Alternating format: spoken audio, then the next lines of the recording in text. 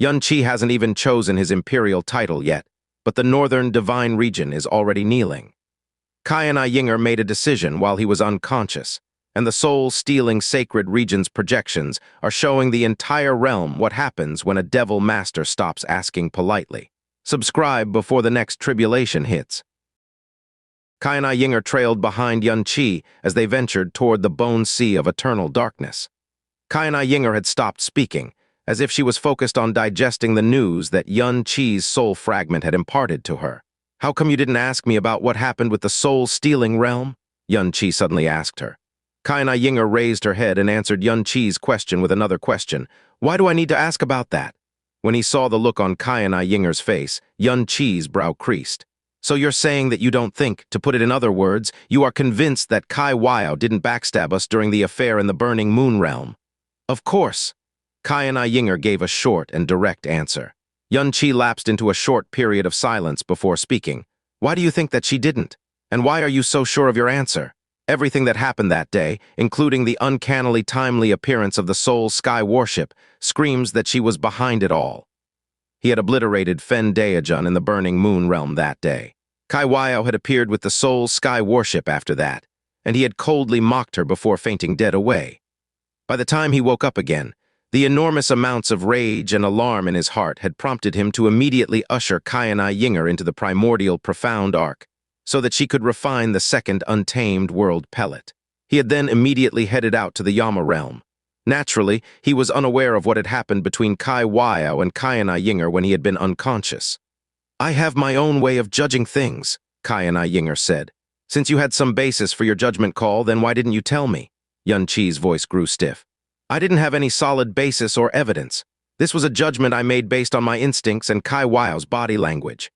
When Qianye had grabbed her as she fainted in the Burning Moon realm, her trembling aura and the shock that she felt the instant she caught her were not things that could be faked.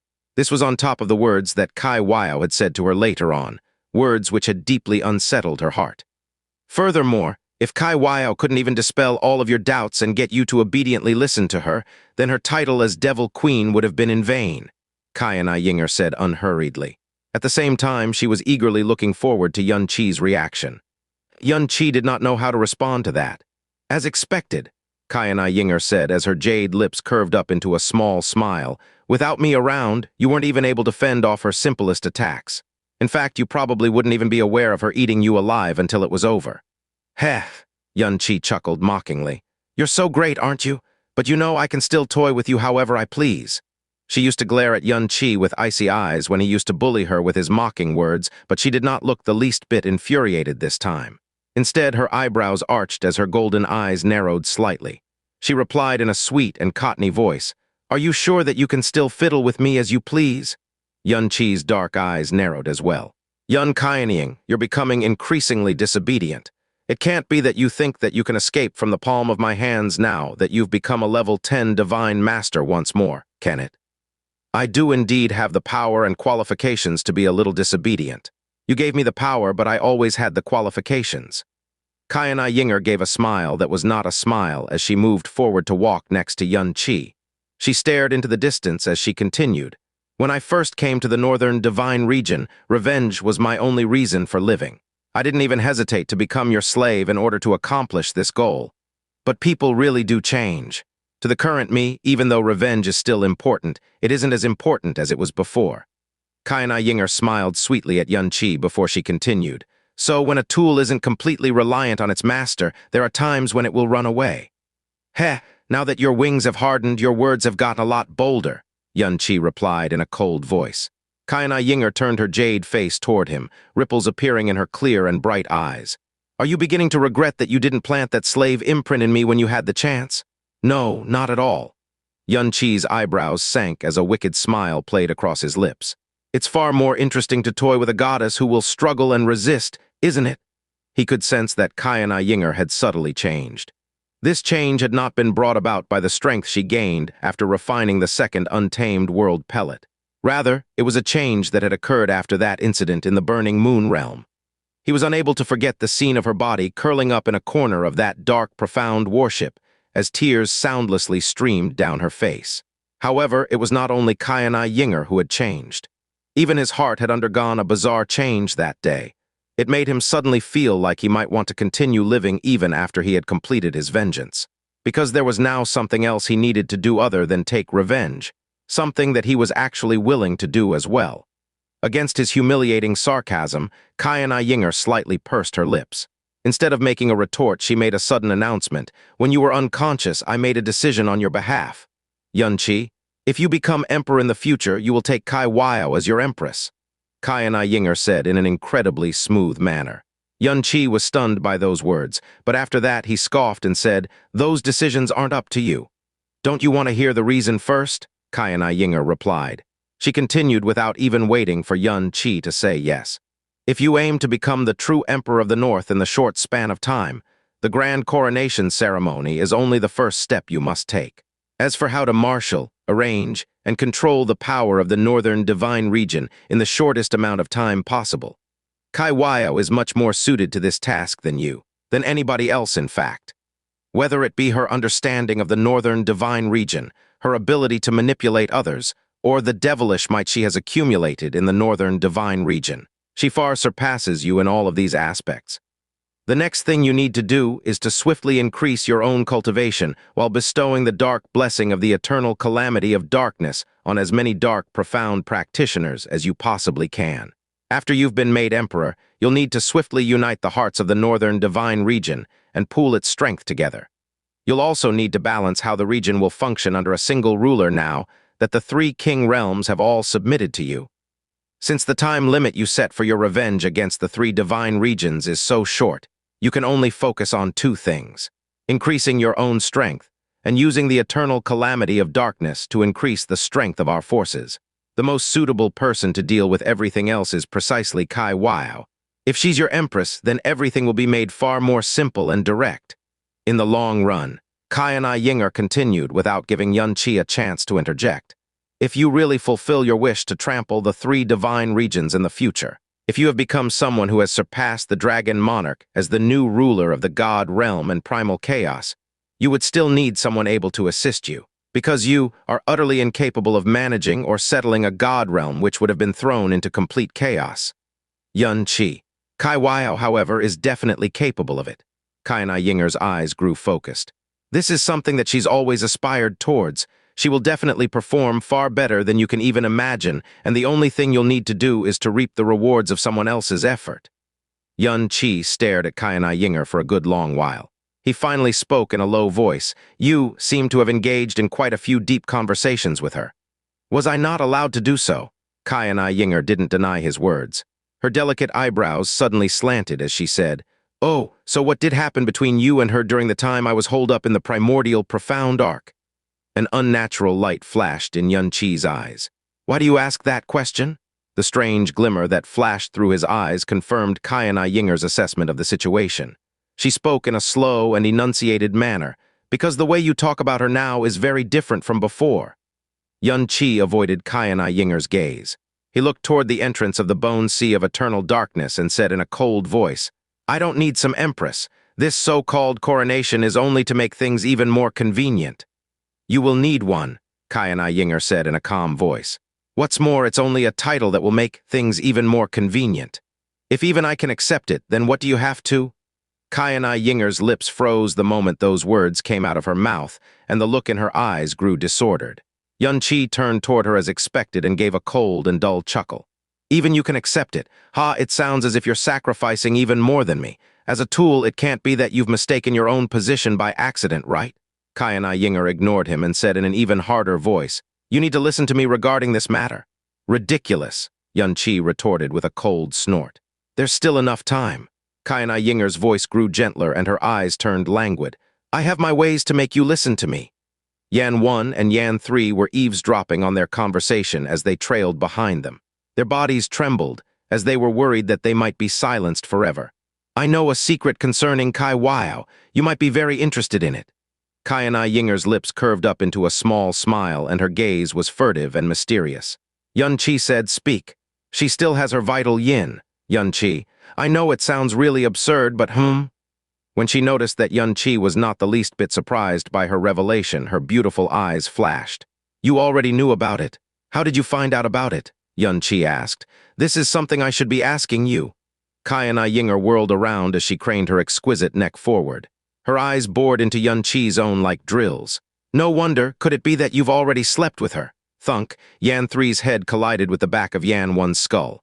"No," Qianye Ying'er immediately corrected herself. "Since I wasn't around, you took the opportunity to sleep with Kai Wao." At number percent, the corner of Qianye's mouth twitched. At this time, two figures suddenly appeared at the entrance of the bone sea of eternal darkness. Yan 2 and Tianguhu. Compared to when they had just managed to force the inheritance into his body, Tianguhu's Yama Devil aura was far more stable now. This was largely due to his stay in the bone sea of eternal darkness and Yan 2's assistance in helping him merge with his power. The black profound light that belonged to the Yama Devils was also glimmering in his eyes. He was the first person in the history of the Northern Divine Region to have successfully inherited the Yama Devil power without having the required bloodline. However, according to Qianye's own words, even though he had inherited the power of a Yama Devil, he was not one of them. He was not bound the same way the other Yama Devils were, and he had no need to swear loyalty to the Yama realm either. When Tianguhu saw Qianye, his body came to a halt and he immediately fell to his knees. "Tianguhu greets my lord. It looks like your merging with the Yama Devil power has been going quite well," Qianye said with a nod of satisfaction. Tianguhu's darkness profound energy had stabilized at around the 8th level of the Divine Master Realm. Even though he did not have enough time to boost his compatibility with the Yama Devil power and reach the 9th level before they attacked the 3 divine regions, it was still a world of difference from when he had just been a level 7 Divine Sovereign. "I thank my lord and Senior Yan for helping me succeed," Tianguhu said as he inclined his head. Qianye noticed that Tianguhu no longer looked as confused and dazed as he did when he first arrived here. The Tianguhu who had emerged from the bone sea of eternal darkness looked as sharp and hardy as a good sword. "Tianguhu, answer this question of mine," Qianye said. "How did you come to those convictions?" He was actually rather curious about that. He had been born with such a high status, and his halo of brilliance was blinding, yet he had chosen to call himself Guhu. And the conviction to change the Northern Divine Region's circumstances burned in his very bones. "Because of hatred," Tianguhu replied. He raised his head to look at Qianye as his voice turned grave. "The woman that I loved the most died in the ceaseless squabbles over power and territory that has plagued the Northern Divine Region since its inception. And these things will never change, unless we can escape the fate of being locked up in this cage." "So that's how it is," Qianye laughed. "No wonder I thought I sensed something familiar about you when we first met." Tianguhu's eye bulged at those words. "Return to the Imperial Heaven realm," Qianye said. "It won't be long now. The day that you thirst for is right in front of you, so you definitely mustn't waste the influence that you've painstakingly garnered over the years." Tianguhu sucked in a deep breath before saying in a solemn voice, "Guhu understands." Tianguhu left, but Yan 2 remained where he was.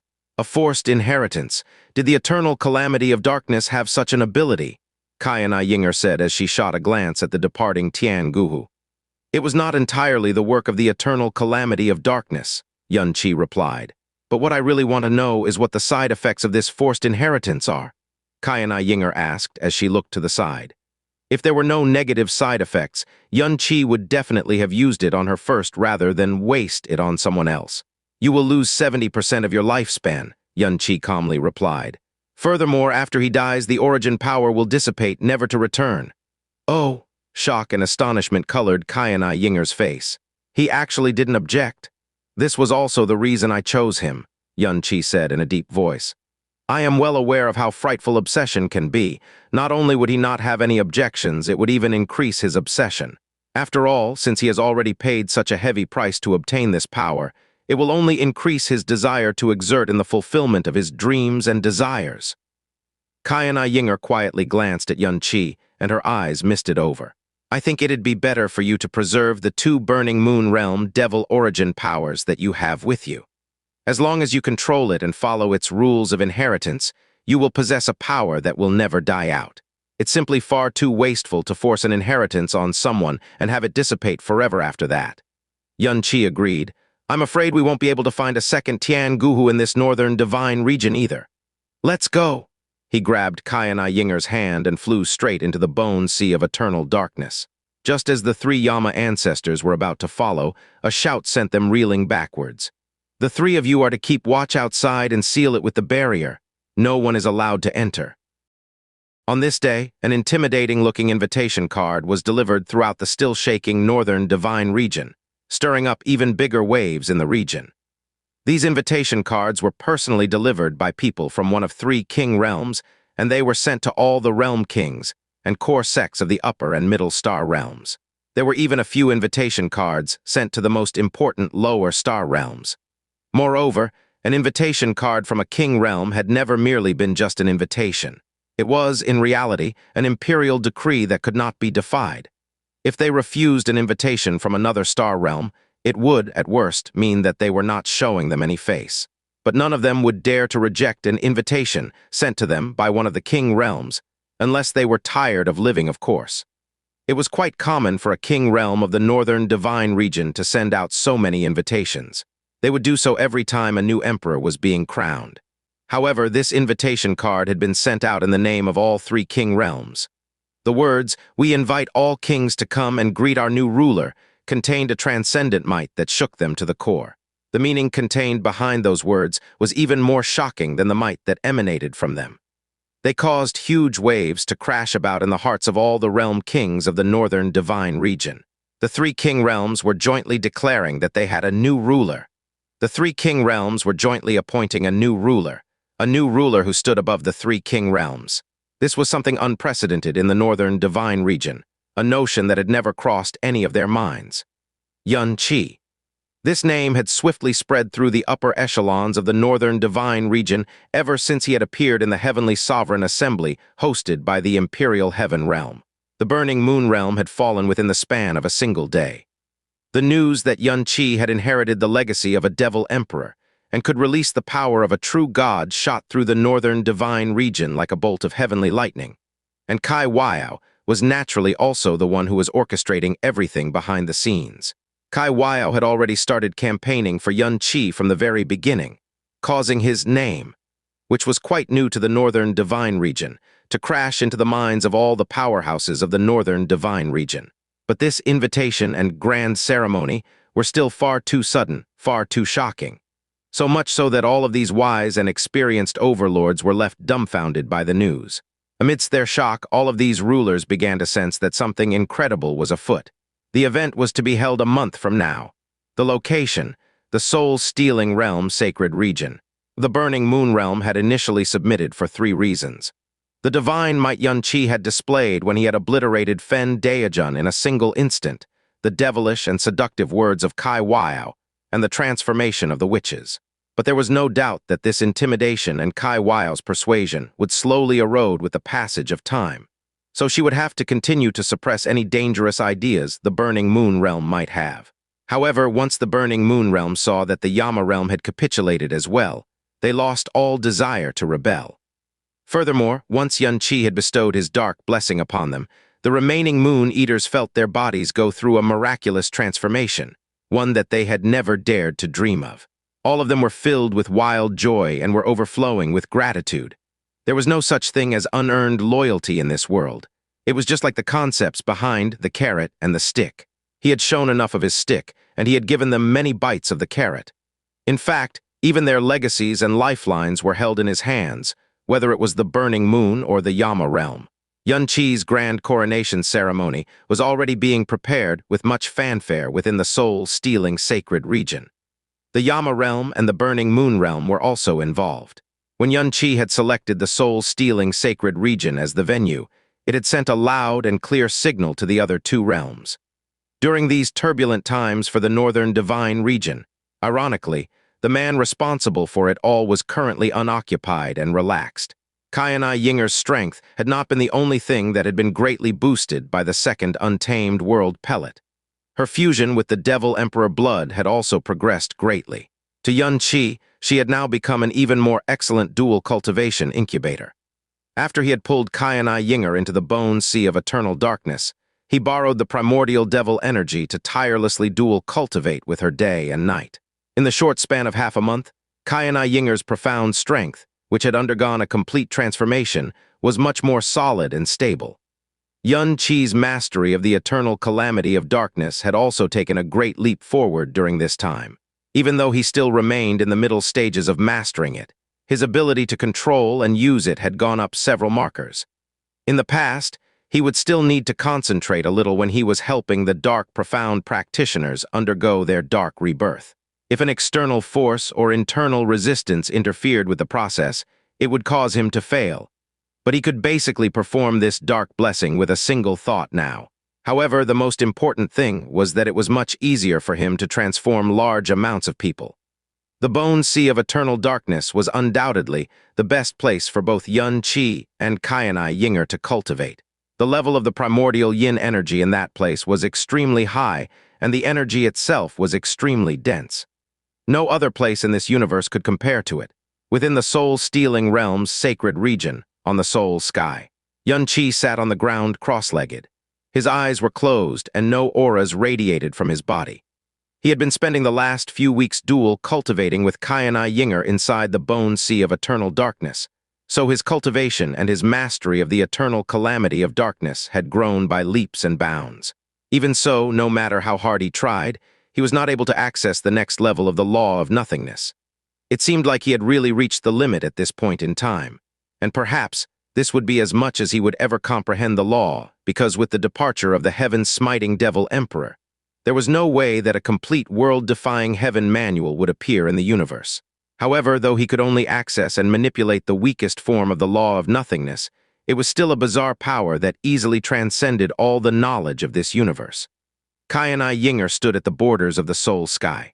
Her hair and skirt fluttered in the air as a gentle breeze brushed past her, and she looked like an immortal that transcended the mortal realm. Qi would normally spend hours in this state, so she had grown used to it. The three king realms have united under one banner, and the coronation ceremony is near at hand. This took far less time than we had originally expected. Furthermore, the whole thing went unimaginably smoothly. Qianye Ying'er seemed to be talking to Qi, but she also looked like she was also talking to herself.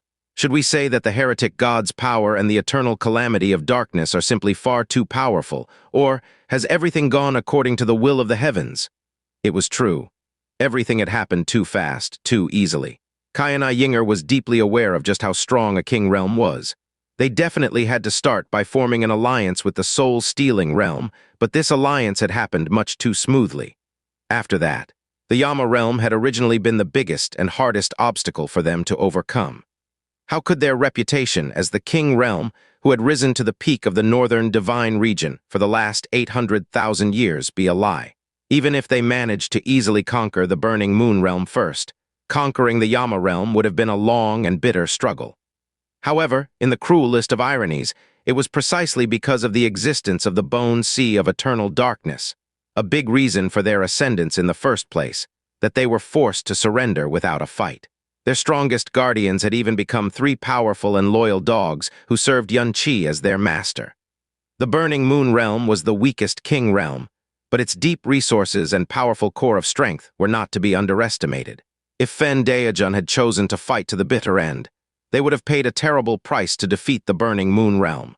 However, in a fit of rage, Qi had shattered their strongest Moon Eater with a single strike of his palm, and had obliterated the Burning Moon God Emperor with a single stroke of his sword, the imperious might he had displayed. A power that belonged in the domain of the gods, had toppled the convictions and beliefs of the Burning Moon Realm in a single instant. They had submitted without a single shot needing to be fired. As for the soul-stealing realm, if Qianye had not been his master, and they were in a relationship of mutual benefit, she might have become the most terrifying enemy they had to deal with out of the three god emperors. This was a breathtakingly grand undertaking, something that had never been accomplished in the history of the northern divine region. But in reality, not even a single desperate battle had taken place. Qi opened his eyes and spoke in a low voice. Back in the god realm, I moved as if I was walking on thin ice, and I brushed shoulders with death countless times. The world only heard of my ever-growing fame, my increasingly brilliant halo. No one knew about the life and death struggles I had to go through to get to where I was.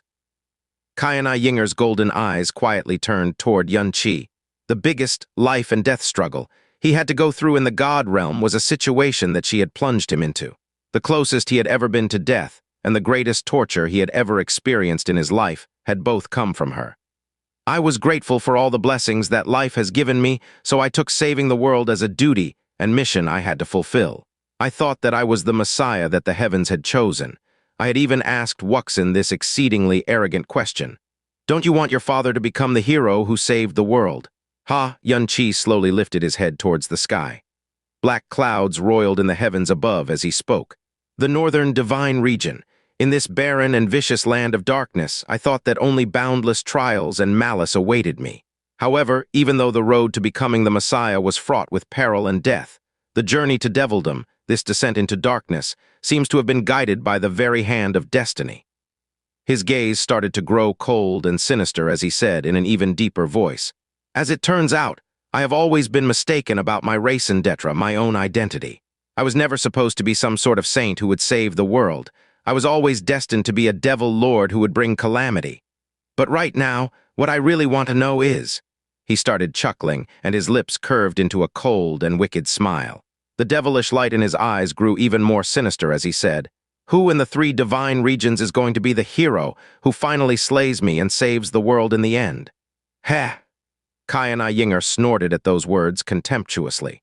A devil lord who brings calamity. Even if you saved the world 10 times over, there would still be countless men in the god realm who would drool at the thought of cutting you to pieces. Just because you slept with both the dragon queen and goddess. Qianye shot a glance toward her.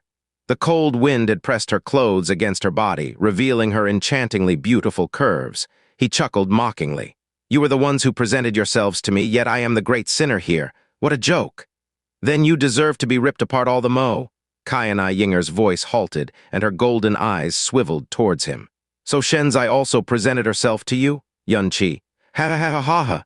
Qianye Ying'er bent forward, and her luxurious bosom heaved as she started laughing unrestrainedly. Just as expected. The more pure and noble a woman looks, the more lewd and unrestrained she actually is. Ha ha ha ha ha. Shut your mouth, Qianye rebuked her coldly. I'll say this for the last time, you are not to say a single bad thing about her. Bad thing? Qianye Ying'er rolled her beautiful eyes insouciantly. When you use those words to describe me, you call it high praise, but when it comes to her, it becomes something unpleasant. Qianye was stunned by that riposte. Aya, it looks like this queen has come at the wrong time. A cottony and devilish voice that could melt bone rang out in the air. Qianye descended from the sky, and no black mist covered her body this time, fully revealing her beautiful face and devilish figure. The small smile that played across her lips was so enthralling that it could bewitch a man 1,000 times over, and her exquisite body seemed to have been carved by the universe's most skilled and lascivious sculptor. Her arrival caused Qianye to scramble to his feet as if by instinct. Qianye Ying'er's brow crinkled. Yun Qianye. Qianye's brows arched into crescents as she giggled. Can I borrow Qianye for a second? Qianye had only taken a single graceful step forward, but her ample bosom already started to jiggle in an alluring and provocative fashion. Qianye Ying'er's brows twitched violently as she swiveled her head toward Qianye. She said with a cold snort, I'm not lending him to you. A bewitching and delicate fragrance assaulted their nostrils as Qianye appeared at Qianye's side.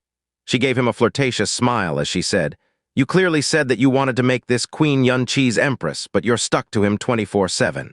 You're not even willing to give this queen a little bit of him. The 9 children beside me, and even this queen herself, keep grumbling about the situation as we anxiously wait for a resolution on your end. Her warm and gentle breath caressed Qianye's neck. Qianye did not flinch, but he felt his body heating up quickly as his blood started to boil uncontrollably. To Qianye, Qianye's most frightening aspect was not her devil emperor soul. Rather, it was the demonic seductiveness she exuded with every breath she took, something that the heavens had blessed her with from the very beginning. Back then, she had used Mu Xuanian's icy and beautiful face, and her goddess-like body, a cold beauty which resembled a proud and lofty ice lotus, to push him over the edge. The effect was only amplified now that she approached him as the bewitching devil queen. Qianye's words made Qianye Ying'er swivel in her direction. As she stared at those devilish curves which even caused a woman's heart to flutter, a bland smile crossed her face as she said, Qianye, I keep endorsing you to be made Qianye's empress, and this is also one of the conditions of our alliance and sincerity toward each other. However, the only person who can sleep with him is me. Those are two separate things. Do you get what I'm saying? Qianye. PFFFT. Qianye giggled seductively.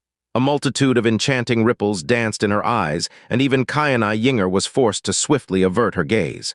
How can I help you? Qianye asked as he quietly exhaled. Even though he was doing his best to control his actions, he still tried to avoid her gaze in a rather unnatural manner. He still hadn't truly figured out how he should interact with Qianye. There are two things on the agenda.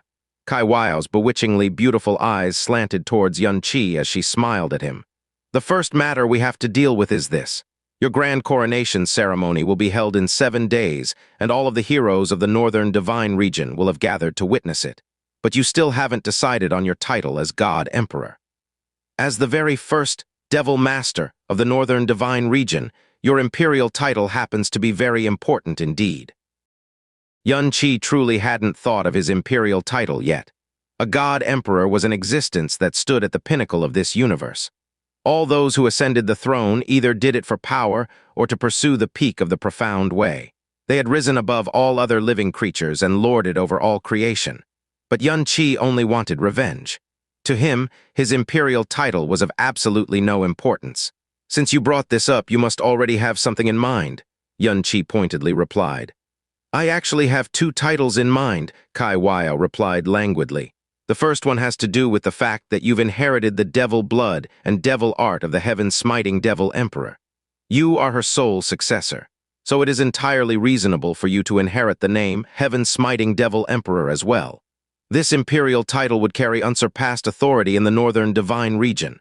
Qianye's brow furrowed slightly as he asked, what about the second, heretic emperor? Qianye continued in a captivating voice. Your fate turned the moment you inherited the heretic god's legacy. For you who has the heretic god's powers running through your veins, it would not be inappropriate to take his title either. In addition, the word heretic is neither good nor evil. It includes lack of restraint and disdain, which very much agrees with the turn your fate and frame of mind have taken. Qianye finished speaking. However, she did not ask Qianye for his opinion. Her beautiful eyes turned to look at Qianye Ying'er. So, what do you think? Qianye Ying'er replied with a cold, stern expression. He is neither the heaven-smiting devil emperor, nor is he the heretic god. He is unique and unmatched. He is Qianye, someone who has no need for any other person's prestige or titles. Oh. Qianye gave a small smirk as her gaze lowered slightly. It looks like you already have a title in mind. Devil Master of the North, Emperor Yun, Qianye Ying'er announced with a fierce glare. Clouds have covered the blue dome of heaven since time immemorial, and they've overlooked all of creation since the very beginning. His clouds will descend and engulf the entire world. They will overturn the earth and seas, and his wrath will be like the thunder of the 9 heavens themselves. Furthermore, that is his surname. Since he is crowned emperor, the word Yun shall be ingrained in the hearts of all of creation. Qianye Ying'er had just finished her sentence, but her lips moved lightly. Her brow furrowed slightly as she directed her words toward Qianye using sound transmission. This is also the eternal glory that he can bestow upon his family and clan members.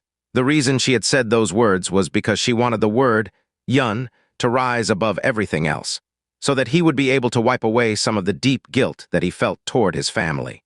This way, he would be able to bestow eternal glory upon his family, and his clan he would immortalize them in this manner. Compared to Qianye Ying'er's hostility toward her, something which had clearly increased drastically from before, Qianye did not show the slightest intention to engage her. She gave Qianye Ying'er a small smile instead as she inclined her head and praised her words. Very good, Devil Master Emperor Yun, it is decided then. Qianye Ying'er. Qianye raised his head. I haven't even given my answer yet. The second matter is regarding that lass from the Eastern Divine Region's glazed light realm, Qianye said. Qianye was startled for a moment. He violently turned around. Xue Meiyin? What's happened to her? Qianye had never interacted with Xue Meiyin in her true form before, but as Muke Xuanian, she had met her more than once. Back then, she had single-handedly facilitated Qianye and Xue Meiyin's marriage, although her efforts had all gone to waste in the end. Approximately 2 years ago, Qianye replied languidly, news that the glazed light realm provided refuge to you was made known, and they were punished by the Moon God Emperor. The 3 words Moon God Emperor simultaneously pricked the nerves of Qianye and Qianye Ying'er. Qi's core shook violently as he growled in a low voice. What do you mean by punished? Kai Wao's devilish voice was gentle and unhurried as she replied. It was rumored that glazed light realm King Shui Qianheng assumed responsibility for the whole matter. The Moon God Emperor wanted to execute him on the spot, but luckily for him, the eternal Heaven God Emperor managed to intervene in the nick of time. He pleaded their case and asked the Moon God Emperor for mercy, so Shui Qianheng was crippled instead. But at the same time, Shui Meiyin was also sentenced to be imprisoned in the Moon God realm for 1,000 years. Qianye neither spoke nor moved, but a dark malice appeared on his face. In Qianye's heart, there was only one other pure land in the eastern divine region besides the Snow Song realm. There was only one other girl who still chose to hug him as her tears stained his back, even after his darkness had been exposed to the world, and it had become his enemy. On that day, a day so cold that it seemed like he had been plunged into a hell of ice. It was his only source of warmth. After Shui Qianheng was crippled, he stepped down from his position as Realm King, and Shui Ying'er has been the glazed Light Realm King ever since. As for Shui Meiyin, there has not been any news of her ever since she was imprisoned in the Moon God Realm. The glazed Light Realm tried to visit her many times, but they were always chased away when they did. Crack! Qianye gripped his fists so tightly that his bones nearly shifted out of position as he ground his teeth in anger. Back then, he had left the glazed Light Realm the instant he awoke. Moreover, he had tried his best to cut off all relations with them and erase any evidence involving them. But in the end, they had still been implicated to such a great extent. No matter how the world sees you, you'll always be the best person to ever exist in my heart. So please stay alive. You and all your loved ones must all stay alive, okay? Back then, when they had last met, the gentle reminders she sobbed out and her tear-filled gaze were the precious light that kept him from completely falling into darkness during the months that followed, the bleakest months of his life. Moon God Emperor, Zhou Xuzi? Qianye's eyes hardened as threads of wild killing intent interwove chaotically within their depths. The beautiful and heartrending destruction of the Blue Pole Star had been the cruelest nightmare of his entire life. His hatred and murderous intent towards Zhou Xuzi was definitely above that of Zhou Xuzi. The Moon God Emperor is living up to her title as God Emperor. She really is merciless and decisive enough to be one, Qianye Ying'er said in a low voice before shooting a troubled glance at Kai Wao. What Zhou Xuzi had done was completely normal. Firstly, she would be able to completely disassociate herself from any association she had with him, expunging all doubts cast on her due to once being a devil's wife. Secondly, she was able to remove any possibility of future disasters that might arise from Shui Meiyin's deep love for Qianye. As the merciless and decisive Moon God Emperor, she would definitely use this perfect reason to gain complete control over Shui Meiyin, who possessed the divine stainless soul and could potentially cause many disasters. There is no need to wait till the coronation ceremony is over. Qianye spoke slowly and growled in a low voice. Let's start rallying the troops. Dispatch Hua Jin to the eastern divine region now. That seems slightly hasty. Chu Wao shifted her gaze toward him and replied. However, since this is the command of the Devil Master, how can I refuse? She already departed an hour ago. She understood Qianye all too well. She had already anticipated what his reaction would be when she told him about Shui Meiyin. But she had no intention of keeping Qianye in the dark. No man liked secrets to be kept from him, even if the reasons for it were good. Qianye did not say a single word. He let out a long sigh. His figure flashed and he started descending from the soul sky. He needed to find a place to cool off. Oh, Chu Wao's beautiful eyes glanced at Qianye Ying'er. Why didn't you follow him? Aren't you afraid that other women may take advantage of the situation? Qianye Ying'er stared back at her. It was as if she was trying to see into the depths of her soul through the windows of her eyes. Given how isolated the northern divine region and eastern divine region are from each other, you must have taken great pains to obtain such detailed information. Because the eternal calamity of darkness has made our bodies perfectly compatible with the darkness, the possibility of exposing our aura of darkness outside the northern region has dipped dramatically. So, Kai Wao continued, her eyes smoldering with a hazy seductiveness, it isn't that difficult to get information anymore. Conversely, it is still extremely difficult for the other 3 divine regions to try and gather any news on us. Why would you specifically come here to tell him about that girl from the glazed light realm? Qianye Ying'er asked, He shouldn't have been bored enough to mention anything about her to you. Girl, a small smile played across Qiaye's lips. I am able to call her that, but I'm afraid that you can't. After she went through those 3,000 years in the eternal heaven-divine realm, she could be considered your big sister in terms of both age and seniority. Answer my question. Qianye Ying'er once again posed the same question. Who are you exactly? I will tell you after the grand coronation ceremony. Although, Kai Wuyan spoke softly, it'd better for you if you didn't know. Qianye Ying'er no longer pursued the question, but she did not leave to look for Yun-Chi either. She changed the topic instead as she asked Qianye another question. Do you know who Zhou Xuzi is? I do, Qianye answered. Perhaps I even understand her better than you do. Oh. Qianye Ying'er did not bother to question her words. She asked yet another question instead. Then, based on your understanding of her, what kind of person is she? Qiaye's small smile disappeared and her eyes were clouded by a layer of dark mist. I carry the soul of a devil emperor and used to brag that my skill of seeing through others was unmatched. But Zhou Xuzi greatly damaged my confidence in that aspect. Back then, my judgment of Zhou Xuzi was that she was someone who would never harm Yun-Chi. In the end, she was the person who was most cruel and merciless to him. Qianye Ying'er gave a cold laugh. That's why they say that the most difficult thing in this universe is to be able to see the heart of a woman clearly. Qianye stared into Qianye Ying'er's golden orbs, her lips pouting slightly. After all, women are far too fickle. Qianye Ying'er's golden brows knit together. Are you talking about me? Qianye smiled faintly. Back when you stripped Qianye of her clothes in the Central Ruins realm, you really must have wanted to see Yun-Chi's animal lust explode so that he would violently ravish Qianye, am I correct? Qianye Ying'er. Back in the Imperial Heaven realm, when you were dueling against Yao Dai, she asked you what kind of profound art you were cultivating. You told her that she should ask her future master instead, and you even emphasized that she would be asking it in bed. Qianye Ying'er. Back then, you couldn't wait for Yun-Chi to trample all over the women who were of high status and met your standards, because you were once in those exact circumstances, so you would gain a twisted sense of pleasure and justice from seeing your suffering inflicted on someone else. Qianye Ying'er's gaze froze slightly, but she did not speak a word. The current you has jumped from one extreme end to another. Qiaye's words had a lingering overtone. I didn't intend for this outcome when I wanted you to look at yourself clearly. Qianye Ying'er's soul was twisted, be it in the past or the present.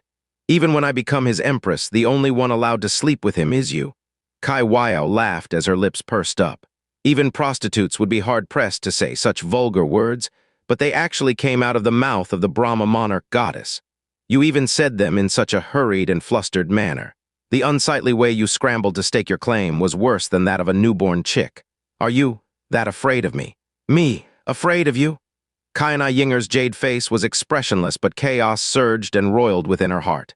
Almost every word coming from this frightening woman in front of her shook her to the core. And this included the deepest parts of her that even she herself was blind to. She was afraid. She found that she was truly afraid when Qiaye's words drifted into her ears. Back then, when she lost the family she treasured the most, she fell into an abyss. Now fear gripped the deepest parts of her soul and every strand of her faith. It was something she dared not even think about, because if she lost something once more, it was exactly as Qianye had stated. The Brahma monarch goddess, who once considered all creation to be either her tools or fodder, had now been reduced to an anxious little chick who had lost herself, and the only one who could save her was herself. Qianye strolled forward unhurriedly and came to a stop beside Qianye Ying'er, their shoulders gently brushing against each other. She slowly exhaled before speaking in a gentle voice. You really don't have to be afraid of me. As long as you don't turn into another Zhou Xuzi, I will never be your enemy or take him away from you. On the contrary, just as what I told you from the start, what I feel toward you is mostly gratitude. Moreover, she said as her voice turned soft and seductive, I eagerly await the day that I am able to serve the same man in bed together with the Brahma monarch goddess. I believe that he would be delighted. Qianye Ying'er's body went numb, and Qianye had vanished by the time she had managed to snap out of her stupor. But her terrifying, devilish voice continued to linger in her soul, refusing to fade. It seemed as if all of creation had gathered in a thronging mass inside the soul-stealing sacred region. Furthermore, every single aura that was present in this place was so powerful that it caused one's heart to skip a beat. Devilish clouds gathered densely over the skies of the soul-stealing realm, causing the skies to look much lower than normal. The sky looked grim and dark, and seemed as if it could collapse at any time. Countless realm kings and lords had gathered in the soul-stealing realm. The upper star realms had already seated themselves within the sacred region, while a seemingly endless crowd thronged around its outer parts. Dark clouds were roiling in the air, and a dark fog started to form as countless dark formations were being channeled in every corner of the soul-stealing sacred region. These dark, profound formations used the legacy artifact left by the true devils to the Burning Moon realm as their core. With the united efforts of the three king realms, the coronation ceremony could be projected to every corner of the northern divine realm. All of the soul-stealing realms' floating islands were gathered around the soul-stealing sacred region. What was even more shocking was the three gigantic shadows which hung in the sky, a sight that even struck fear into the hearts of the higher realm kings who gazed upon them. The main profound warships of all three king realms, Soul-Stealing, Yama, and Burning Moon, were here. All three warships were gathered in the skies above the Soul-Stealing realm. It was as if three devil gods had reappeared in this era and were presently looking down upon all the living beings in the northern region. There had never been such an enormous spectacle in the history of the northern divine region. Even though there were a vast number of profound practitioners in the northern region, a shocking silence filled both the inner and outer parts of the sacred region. People were hardly even whispering to each other as they gazed at the skies. At times, they even found it hard to breathe because all of them knew that they were going to be witnessing a historic moment for the northern divine region. This day would be eternalized in the history of the northern divine realm. Qianye, the devil master who was crowned by the three king realms, the one who reigned supreme in the northern divine region. Was this a scheme that the three king realms had hatched together? Or was it true that this young man, who was rumored to be from the eastern divine region, who had not even been alive for 40 years, had managed to completely subjugate the three king realms in such a short period of time? Time flowed by slowly. After a long period of silence, finally, a dull rumble rang out in the air above as the profound warships of the three great king realms started to slowly descend. A formless and terrifying oppressive might started weighing down on them, and it felt as if the entire sky was slowly pressing against their shoulders. A voice filled with a soul-shaking imperial might reverberated in the air as it resounded through every corner of the northern divine region. The time has come to respectfully welcome the Devil Master. To everyone's utter astonishment, the one who had shouted that sentence was Xianxia. The former #1 God Emperor of the Northern region was actually personally hosting this grand coronation ceremony. The shock that raced through the hearts of all the profound practitioners in the Northern region could not be described in words. Xianxia had just finished speaking when the three main warships ceased their descent. A ray of devilish light passed through the space between the warships as it formed a road of pure darkness in the air. At the end of this road of darkness, a man wearing black robes was standing on top of that devilish light. His eyes looked like two dark abysses as he appeared before all the profound practitioners of the northern region. When Qianye appeared on the road of darkness, the three mighty profound warships of the king realms slowly sank beneath his level. He wore a pitch-black robe that was imprinted with dark red devilish patterns. According to the ancient records, the patterns were the symbol of the heaven-smiting devil emperor. Parts of his eyebrows were hidden by his hair, and his pitch-black eyes felt like an abyss that could devour one's heart and soul even if they appeared to be calm at first glance, especially if one tried to gaze into them. Countless experts bowed their heads in terror and worry because they had tried to stare Qianye in the eye. Devil Master! On the Soul Sky warship, the witches, the soul spirits, and the soul attendants kneeled down and cried out his title respectfully. When Qianye took another step, the Moon Eaters and the profound practitioners of the Burning Moon realm also kneeled on their flagship in deference and respect. Devil Master! When he reached the center of the road of darkness, it was the Yama Devils and Yama Ghosts' turn to kneel on their flagship. Devil Master! 3 flagships had escorted Qianye. 3 king realms had kneeled on the day of their master's coronation. To the profound practitioners of the northern divine region, it was an honor to be able to meet either one of the witches, the Moon Eaters, or the Yama Devils, to say the least. But to see them give their knees in the most deferential and respectful manner to a man most of them had never seen before in their lives. To say that it was stunning would be the understatement of the century. Even the proud realm kings felt like they were dreaming right now. Qi's pitch-black hair brushed against his handsome face.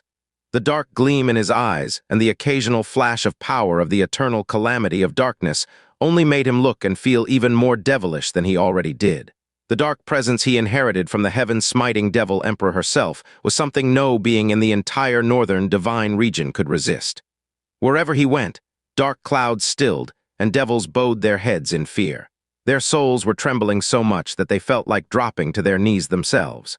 Some distance away, Qianye Ying'er watched Qianye, and only Qianye as he slowly made his way toward the front. Nothing else in the entire world mattered. There was also a colorful figure hiding even further away behind the turbulent dark clouds.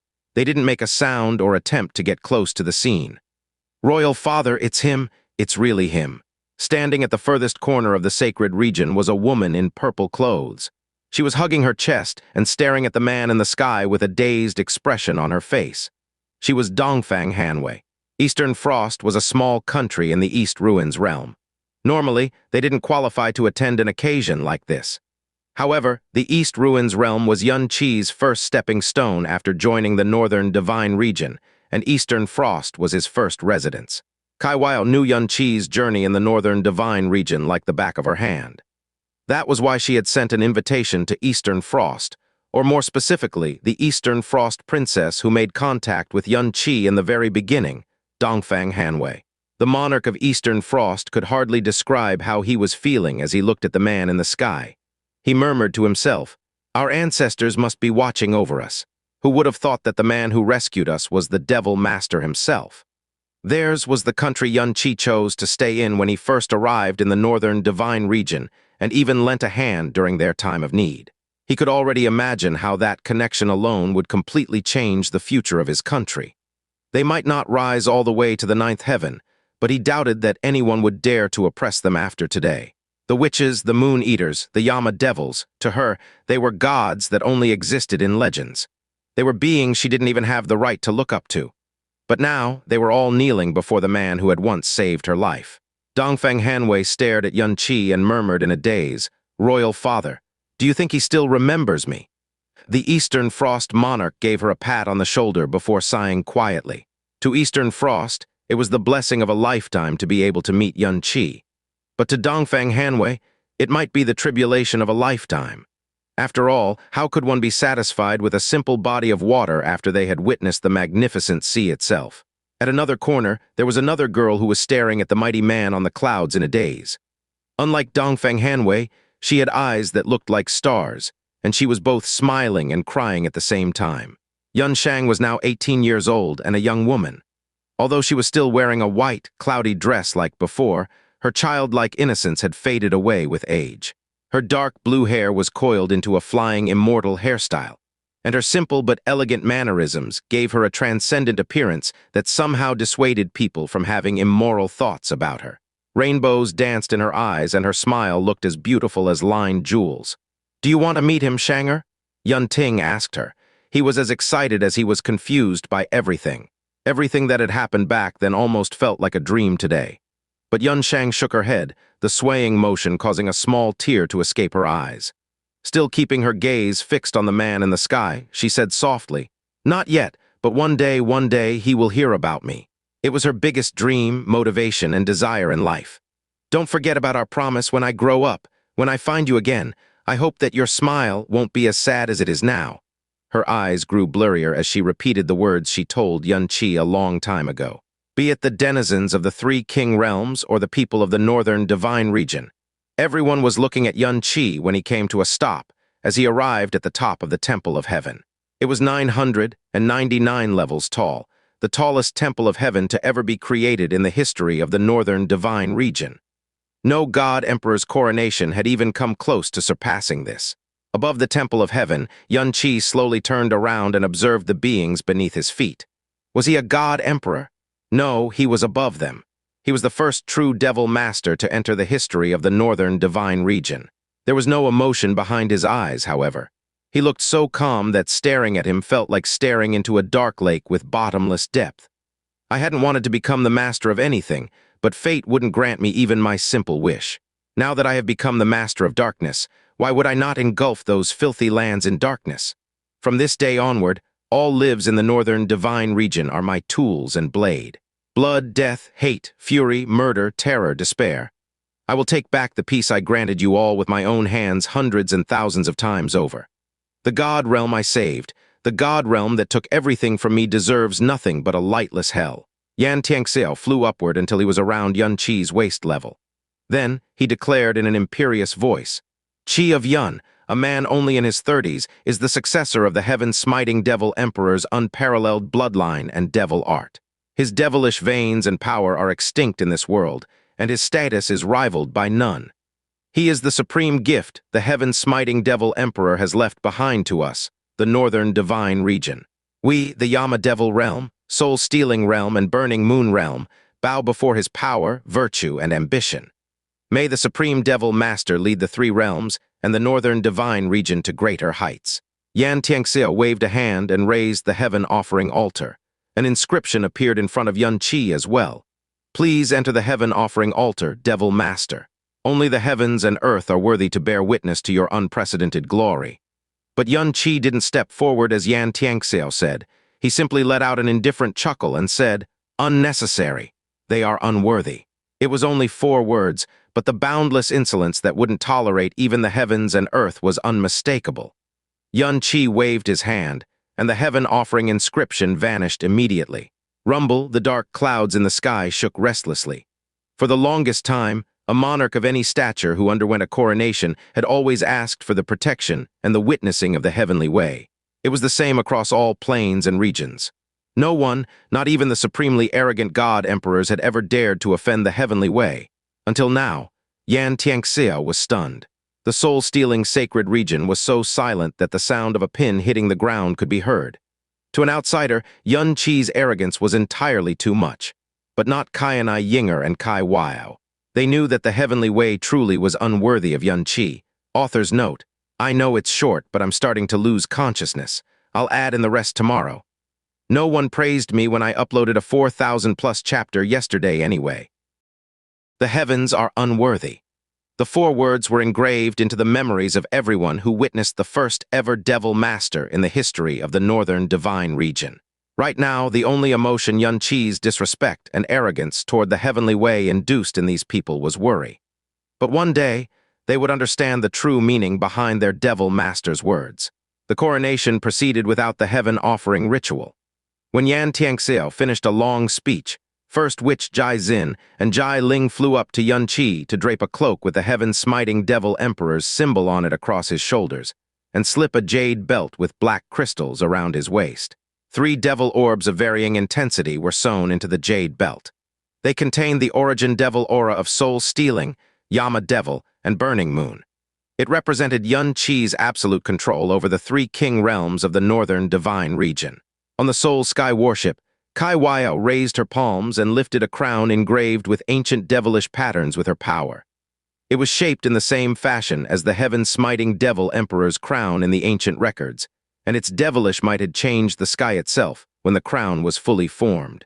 Kai Wao was supposed to put the crown on Yun Qi's head, but she suddenly turned toward Qianye Ying'er and said, Yun Qianye, why don't you be the one to crown him? Me. Qianye Ying'er shot her a sideways look.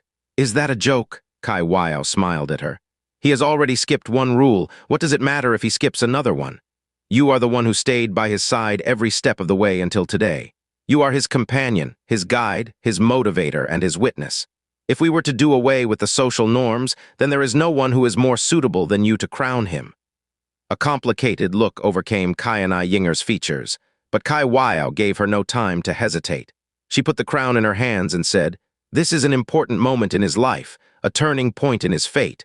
Are you sure you want to leave it in another woman's hands? Qianye Ying'er shot Kai Wao a long look before finally accepting it. Then she flew into the air and landed next Yun Qi before everyone's eyes. She hadn't shown her face, but her figure was still as beautiful as a fantasy. The crowns of all the god emperors in the northern divine region had 9 tassels and 9 jewels on them, but Yun Qi's crown had 12 tassels and jewels in total. It was unprecedented in the history of the northern divine region. It was one of the many designs in this coronation ceremony Kai Wao had attended to personally. In fact, She had involved herself in every preparation that was related to Qianye in any way. Some time long ago, Qianye and Qianye Ying'er had fallen into the abyss of darkness and transformed into monsters of vengeance. Today, they had finally taken their first step toward the vengeance of their dreams. Qianye Ying'er raised her arms and stared at the man who was the center of attention of billions of people. Feeling his even but warm breath, she gently, very gently, put the crown that represented a turning point in his and the northern divine region's fate on his head. The crown was applied, and the devil master came to be. Xianxia dropped to his knees and declared loudly, "Your magnificence!" Everyone from the three king realms, be it on the profound ships or the sacred region, dropped to their knees and bowed their heads deeply. "Your magnificence! Your magnificence! Your magnificence!" Nearly all of the king realm's core forces were here. They represented the absolute core of the northern divine region, and their loud, soul-shattering declaration of deference caused all the realm kings and the rulers inside and outside the sacred region to drop to their knees as well. After all, how could they stand when even the three king realms were on their knees? Xianxia still didn't stand when the declaration of deference was over. He continued, "The devil master is the incarnation of the devil emperor. The northern divine region's fate is sure to change for the better with his presence. I, Xianxia, the Yama Devil God Emperor and the Yama Devil Realm, are willing to bear the Devil Emperor's blessing, obey my ancestors' will, and serve the Devil Master for eternity. The Devil Master's order is the one absolute order. The Devil Master's will is the will of a lifetime. If we ever defy our oath, may the heavens smite us where we stand." Back then, Xianxia had submitted to Qianye only because he was forced to. His declaration had been so reluctant that he nearly crushed his own teeth to pieces. But now, his declaration was loud and wholehearted. Everyone from the highest realm king to the lowest mortal could hear the determination behind his oath. He was once the strongest god emperor of the northern divine region. He, out of all people, should hate being the subordinate of another being the most. But not only did he swear his loyalty to Qianye before all the living beings of the northern divine region, the oath he swore was about as determined as it could get. Naturally, everyone, including the denizens of the Yama Devil realm, was stunned by their god emperor's unbelievable declaration. It wasn't like Xianxia had dropped to his knees before Qianye immediately. The change had happened slowly and gradually after Qianye had annihilated his common sense again and again. Of course, since most of these people hadn't gone through what he went through, they couldn't even begin to understand his decision or drastic change in behavior. Not that their understanding mattered to him in the slightest. He was the Yama Emperor, and he didn't need another person's understanding to make his decisions. That still wasn't the biggest reason behind his change, however. The reason he changed so completely was because the arrival of Qianye reignited the hope he thought he had buried in the dark a long time ago, the hope to alter his fate. When Qianye first came to the northern divine region, he learned from Qianye Ying'er that besides the ambitious devil queen of the soul-stealing realm, the other two king realms were perfectly content to enjoy their statuses as king realms and hole up in their prison of darkness forever. It wasn't like they had never thought to escape their prison. They simply lacked the power to change their fates. Forget the three divine regions combined. Any one of the three divine regions could have destroyed them like they were nothing. It was why even Qianye, the bearer of a devil emperor's soul, had never truly set her plans in action despite having observed the entire eastern divine region through Xuanian's eyes for 10,000 years. But Qianye's arrival gave them hope, and it wasn't even a small hope that might be snuffed out at any moment. No one wanted to be locked up in a prison of darkness forever. No one wanted their descendants to be locked up in an ever-shrinking prison that was doomed to disappear eventually either. After being oppressed for countless years, after he saw real hope to overturn the dark fate that had been choking his people for generations, Xianxia was willing to give up his whole life to fuel it. Fendayaki, the first person in Burning Moon Realm to submit to Qianye, was the same. On the Burning Moon warship, the group of Moon Eaters and Burning Moon divine envoys led by Fendayaki also swore their oath of loyalty to Qianye. The people of the northern divine region as our witness, we, the Burning Moon Realm, swear by our souls to serve the Devil Master for eternity. If we ever defy our oaths, may we suffer eternal tribulations and eternal death. On the Soul Sky warship, Qianye said in a chilly voice, "Starting today, the soul-stealing realm swears to serve the Devil Master loyally. The Devil Master's will is the mandate of heaven, and the Devil Master's enemy is our sworn enemy. Her oath was a lot softer than the previous two God Emperors, but her last 4 words still made some people feel like they had dropped suddenly into a frigid hell. The dark projection the 3 king realms worked together to create was bigger than anything that had ever existed in history. It was far, far clearer than even the star God projection that happened during the profound God convention of the Eastern Divine Region. Therefore, the oath sworn by the 3 king realms had truly happened before all of the Northern Divine Region. "Rise!" Qianye stared indifferently toward the front and spoke. At the same time, his consciousness swept across the Soul Sky warship for a moment. All the witches were present except the 7th witch, Hua Jin. She was infiltrating the Eastern Divine Region and taking the first step to boost their momentum and prepare his revenge while his coronation was ongoing. Xianxia finally rose to his feet and floated toward the ground. After sweeping a glance across the proud warriors of the Northern Divine Region, he said, "Today is the day of our Devil Master's coronation and the beginning of a new era of the Northern Divine Region. For the longest time, the Northern Divine Region has been trapped by a terrible fate. There was only infinite chaos, sin, and despair in these dark lands, and we weren't able to fulfill our responsibilities as rulers of the Northern Divine Region and change the dark fate of our world. But what we couldn't do, our Devil Master can. That is why the heaven-smiting Devil Emperor has given him to us. That is why we swore to serve the Devil Master forever." Xianxia stared at the people beneath his feet, as the pressure emanating from his body grew so heavy that it was like a physical thing hammering against everyone's chest and heart. He said in an incredibly low tone, "Now I ask all of you, will you serve the Devil Master loyally alongside us and find a new hope for the land beneath your feet?" He sounded like he was questioning, but it was really an order that couldn't be refuted. The soul-stealing sacred region was shockingly silent. Logically speaking, anyone who took over the 3 king realms might as well have taken over the entire Northern Divine Region itself. From the moment Qianye took over the 3 king realms, the will of all other star realms no longer mattered in the slightest. These monarchs and sovereigns weren't here because they wanted to be. They weren't even here to witness a coronation, at least not entirely. They were here because the 3 king realms invited them, to force them to declare their stance. 1 king realm was hard enough to refuse, but 3 of them together. Was defiance ever a word in the dictionary? Xianxia abruptly looked to his side where several groups of people had occupied the foremost seats after he was done speaking. It was where the people of the 3 strongest star realms behind the Northern Divine Region king realms. The Imperial Heaven realm, the Desolate Calamity realm, and the Divine Python realm were gathered. The realm kings of all 3 realms, Tianmuyi, Huo Tianxing, and Great Viper Sage were present as well. Words couldn't begin to describe how shocked and complicated they felt since the start of this coronation ceremony. The last time they saw Qianye was at the Heavenly Sovereign Assembly in the Imperial Heaven realm. It had only been less than a year since that day, but Qianye was standing above the 9 heavens and the king realms already. Every realm king followed Xianxia's gaze to stare at the 3 realm kings.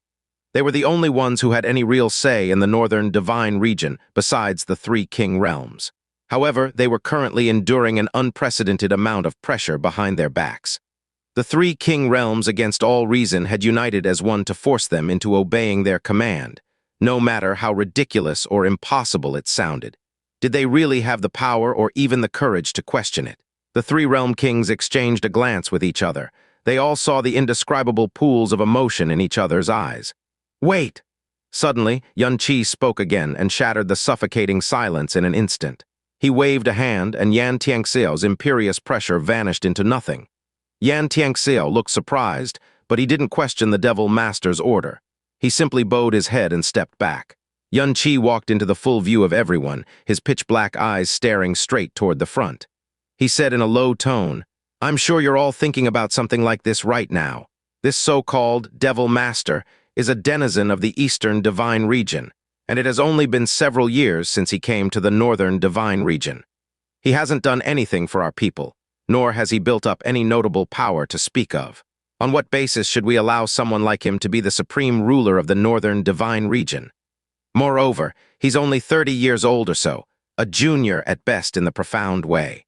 Even his cultivation level is only at level 8 Divine Sovereign. Why should we make him the first ever Northern Region Devil Master and let him command us? Some of you might even have thought a step further. Maybe this so-called Devil Master is just a puppet. Maybe the three king realms have put him on the pedestal so that they could gain even greater control over the Northern Divine Region. Qianye's indifferent words hit everyone's nerves like a hammer. They were all staring at him in astonishment because he had spoken exactly what they were thinking. He was an Eastern Divine Region denizen, a man in his 30s, and a divine sovereign. Indeed, how could someone like him become the Devil Master who stands above even the three king realms? Although it was rumored that he was the successor of the Devil Emperor and a profound practitioner who could unleash the power of the true gods, rumors were ultimately just rumors. Even if they were true, it still didn't explain how he managed to win the hearts of the three king realms to this extent in such a short time. It was impossible no matter how you thought about it. Right now, the word that appeared most frequently in everyone's heads was without a doubt, puppet. However, they didn't expect him to reveal this fact so bluntly. Heh! Qianye chuckled, his disdain evident for everyone to see. He looked up slightly and spread his words to every corner of the Northern Divine Region. In that case, I will show you all why I am the Devil Master. Boom, profound energy erupted from Qianye's body like an abyssal thunder. Heretic soul, burning heart, purgatory, rumbling heaven, hell monarch. He activated all 5 heretic god gates in one go. His profound aura turned as red as blood. Although his cultivation level was still that of a level 8 divine sovereign, the terrifying pressure that encompassed all of the soul-stealing sacred region told a completely different story. The burst of power that tore apart the Northern Region profound practitioners' common sense like paper. Countless eyeballs nearly fell out of their sockets and hit the ground. But the dumbfounded people had no idea that this was just the beginning. When the heretic god's power reached its maximum limit, Qianye slowly closed his eyes and spread his arms wide. His long black hair was dancing majestically behind his head, even though there was no wind around him. His eyes, his skin, even his hair glowed deeper and deeper with darkness. It was the absolute light of the devil of the eternal calamity of darkness. Rumble, the dark clouds covering the sky suddenly churned chaotically. Light was swiftly fading from the earth. Countless pupils contracted into needles, countless nerves tensed up like a taut string, and countless hearts beat wildly like a drum. It was because an all-encompassing, devilish power was descending from the sky. When the power manifested itself into existence, the breath was squeezed out of the lungs of every dark, profound practitioner within its vicinity. But before they could even begin to compose themselves, it started growing at a mad rate that exceeded the recognition of any god emperor, any common sense, and the endurance limit of any profound practitioner. Rumble, rumble, rumble, rumble, rumble light faded into darkness, and the black clouds began to tremble more and more. It was to the point where they felt like the lifeless objects were actually wailing in terror. That wasn't all. The quake spread to the soul-stealing sacred region and every space of darkness beneath the sky. It wasn't even a release of power. It was just the natural pressure of the thing that had engulfed the whole sky. What was that? Tianmui, the strongest realm king of the Northern Divine Region after the King Realms, opened his mouth so wide that the edges of his lips threatened to split apart. He thought he knew Qianye better than most after witnessing the impossible change that overcame Tianguhu. But the devilish might that dropped from the sky out of nowhere still shocked him so much that he could have a heart attack. All around him, the experts of the Imperial Heaven Realm and the nearby Huo Tianxing and Great Viper Sage were also trembling before the greatest fright of their lives. The impossible might that threatened to crush their bodies and souls like lightning had everything they knew about darkness like a hammer. They felt like their lives were in the devilish hands of a true devil of the past. The fear that took hold of their bodies and shook them like a leaf completely transcended all logic and belief. Crack!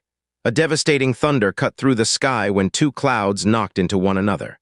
However, the heavenly thunder sounded fearful or even pitiful before this devilish might. By now, the churning dark clouds were just meters away from Qianye's hair. He could probably touch them with his bare hands if they descended any further. Crimson patterns started manifesting on his body and face. It wasn't the devilish mark he had gained ever since he had successfully cultivated the middle stage of eternal calamity of darkness, nor the devilish patterns of his robes and crown. This was also the first time he had unleashed the art in full force. The heaven-smiting devil emperor was the first ever devil created by the ancestor god. Her eternal calamity of darkness was the progenitor, the pinnacle, and even the origin of all darkness in the world. All devils are but ants before the eternal calamity of darkness. Rumble, rumble, rumble, rumble. At this point, it was impossible to tell if the heavenly way was roaring in anger or wailing in fear. Just like everyone else, Xianxia's pupils were shrinking into needles, and his lips were trembling uncontrollably. He slowly bent his waist until his knees hit the ground. This time, he kneeled not because he was swearing his loyalty or obeying a custom, but because he felt reverence from the bottom of his soul. He had witnessed the terror that was Qianye many times before today, but it was only now he realized that those demonstrations were nowhere close to the absolute limit of the Devil Master. Xianxia kneeled. The Yama devils kneeled.